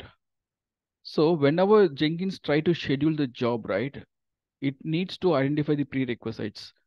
If the tool is present in the target machine, then only it will schedule it. Otherwise, it won't do the scheduling. So how to notify the Jenkins master that this tool is already present in the Jenkins slave machine means for that only we do a node tool configuration. So just go to Jenkins dashboard. And in this dashboard, go to manage Jenkins. And here you can able to see under system configuration, there are tools configuration. Right? And in this tools configuration, if you scroll down, you should be able to see Maven installations. Click on add Maven. I repeat, go to tools configuration and under Maven installation, just click on add Maven. And here you have to give the Maven tool name. And if the tool is not installed, you can enable this option, install automatically. Since we already installed the tool, we have to give a name of a tool here. So just go to a slave machine and get the path of this tool, whatever you have. This is what the home directory for Maven. And what is the name of a tool? You can simply use the same. Like I can name it as Maven, like this. So this is what the name of a tool, which is already configured in my slave machine. And when you give this, it is giving a message, right? This is not a directory in the Jenkins controller, but it might be available in the agent. So now that your Jenkins master can able to recognize we have a tool configured and save the changes. Like this, tomorrow you'll be working with different types of tools like Ant, Gradle, or any other Python or whatever it is. Just you have to add all the tools in your Jenkins global tool configuration. Sai, I have a query. Actually, let's say we have sync with slave node in masters, right? So we went to node and then define the parameters like private IP address. So how can we make sure that Maven, let's say if we want to configure with another slave node, so do we have to define the same path over here for Maven? Yes. Yes, that's right. You can give the same, but name can be unique. Okay. Let's say, for example, here, can you able to see my screen? Yes. So here, in this case, I just given the name of the tool, right? So if you have the same tool installed in more than one slave nodes, you can simply add the name here. Like this is slave node once Maven. Like that, just name is just for a reference. By this, you can uniquely identify the name of a tool. And once you give a name here in your pipeline script, all that you can do is you should add the tag tools followed by the name of a tool, Maven hyphen 3.6.3. That is what I coded here, right? This tool name you have to give in your pipeline script. So now what will happen means when you execute the script,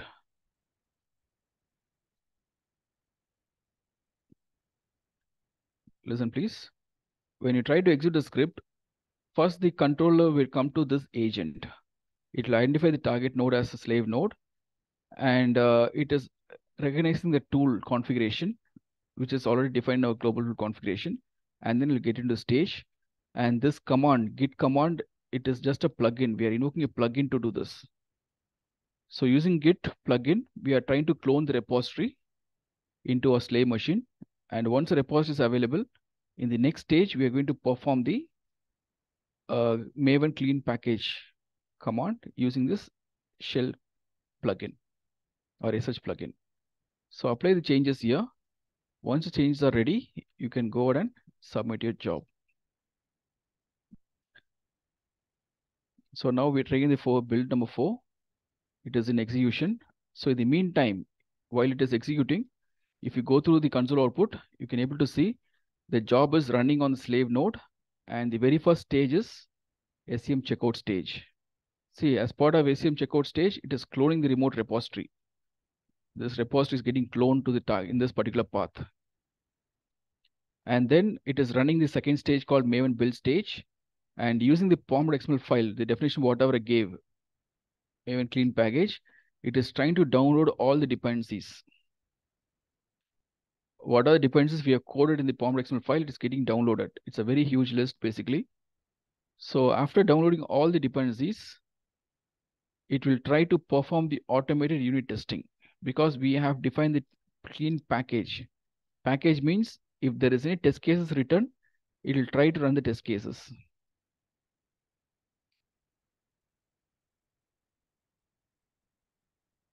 See, it's a very huge list. Maybe it's a one-time activity. It is not like for each and every job it will download. For the very first time alone, it will take some time to download all these things. Once it is downloaded, for all the subsequent execution, it refers the same from the path.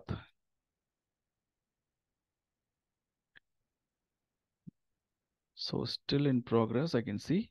Now you can see the build is completed. Build is successful. So as part of the build, it is executing, creating a war file. So under this directory, it has created a target folder, and within the target folder, it has created the war file. So from where I can check means I can go to my Jenkins machine, I mean slave machine. As a DevOps admin only, I just execute this, and I'm on this path home directory. If I say ls, I should be able to see the workspace folder created here. CD to the workspace folder, and ls, you should be able to see the project folder. ls to this. See here. What are the files you have in your source code repository? Like src, bin, and what is it called? pom.xml file. Everything is available in source code repository, right? It's all cloned to this path. But if you look into the actual source code repository, it is not having target folder, right? It is having only 3 folders here. It is not having target folder in source code. But as part of the build, once the build is completed, I told you the artifacts will be created in the target folder. It creates one target folder. And if you go to the target folder, you should be able to see the war file is available here. This is what the executable. Okay, so all that we did here is we have created one Jenkins pipeline, and we have routed our build to the slave machine. And using this Maven tool, we are trying to perform build. And to perform build, we just identifying source code using this source code repository URL. Is that clear? Can you please recall? Still, I'm clear with the steps, but what actual purpose of Maven in this scenario? See, what is the content of the source code repository here? It is just having the source code, right? Yes. So they just maintain Java programs. Some Java web applications are written here. So my requirement is, I want to build this application. Like as I said here, the source code, whatever we have, we just maintain the source code repository that has to be built. So as part of the build, we are going to compile the source code and create artifacts. So Maven is the tool that is responsible to do this activity. Got it? Maven is basically a build tool. Hope you can understand here. Maven is a build tool that is used to perform the Maven build. It means it is going to compile the source code and create the artifacts. That's what it did here. Okay. All right. Please don't consider that Jenkins is building the application. No, just a build orchestration tool. Using Jenkins, we are not compiling the source code or creating artifacts. But we are just using Jenkins to automate the process. That's all. Why? Can Because tomorrow, whenever we perform any sort of modification source code, developers can simply execute this pipeline. Automatically, code will be pulled from the repository. Latest code will be pulled from the repository. It performs the application artifacts and maintain the source code slave machine. And through your DevOps, next stage, that is deployed to QA environment. This particular stage, I can able to deploy the artifacts to the target environments. Code deployment we call it, right? That's what. So in the next session, I'll show you how to enhance this pipeline for deployment purpose. Sai, can you please share this link, Git link, in the chat box? Yeah, I'll be sharing it. This class notes is available, right? So in the class notes, we can able to get it. Okay. No problem. So I'll be sharing this entire script with you. And also this is having the installation guide for installing your Jenkins master slave node, user ID creation, everything. All right. So as far as today's session is concerned, you should know the purpose of Jenkins master slave and architecture. And you should know how to install Jenkins, how to work with all the Jenkins management level, like plugin management, user management, security management, tools management, node configuration. All right. And you should also create some freestyle projects and pipeline projects. At least you should be able to perform till this level. That's what the expectation. So you should perform the SCM checkout, and we should be able to perform the build, automate build. And the script, whatever I coded, right, even you need to code it manually. I have a technique. In the next session, I'll show you. There is a concept called snippet generator. Using snippet generator, we can generate the script. Complete script itself. That we'll see in the next session. All right. Yeah. So I'll stop with this for now. In the next session, we'll enhance the process, like how to create a separate QA server, and in the QA server, how to install some Tomcat web application servers, and using Tomcat, how we can able to test the applications, and how to send the email notifications, and how to automate this process using some scheduling, like build periodic option or webhook options, how we can able to automate this build. Because every time I'm just manually triggering this job, right? This trigger is happening manually, right? But as soon as I make the code change, as soon as the source code is updated to the repository changes, the pipeline job should get automatically triggered. Like that, we can enable some webhook configuration. So all these things we'll see in the next session. Got it? Yes. Any question? Yes. All right. So next session, hope you all attend the poll, right? The poll is completed. Yes. Yes. Okay. And the next session timing would be 10 a.m. 10 a.m. Yeah, 10 to 2. 10 to 2. So please do remember 10 a.m. on next Saturday we'll connect. Sure, sir. Right. From 14th.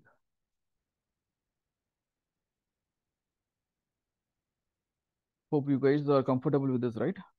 Sessions. Yes, I am okay. All right. So yeah, if you have any query, you can ask me now, or if you don't have any question, you can log off. I don't have no problem. Thank you. Thank you for your time. Yeah, Please sure. do practice. I'll be Thanks sharing all. all these things in the repository. Thank you all. Thank you. Thanks, Sai. Thanks Yeah, all. sure. Bye. Thank you.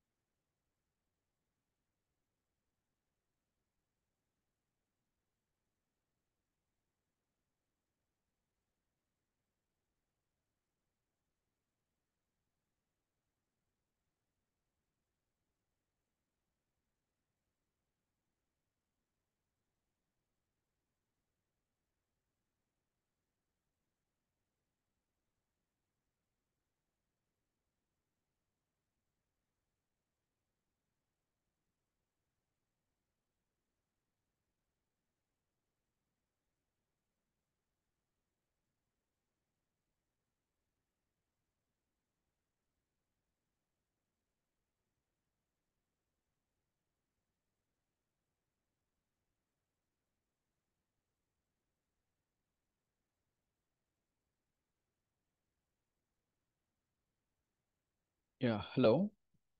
Is this Raj available on call? Raj or hello, I'm audible. Raj.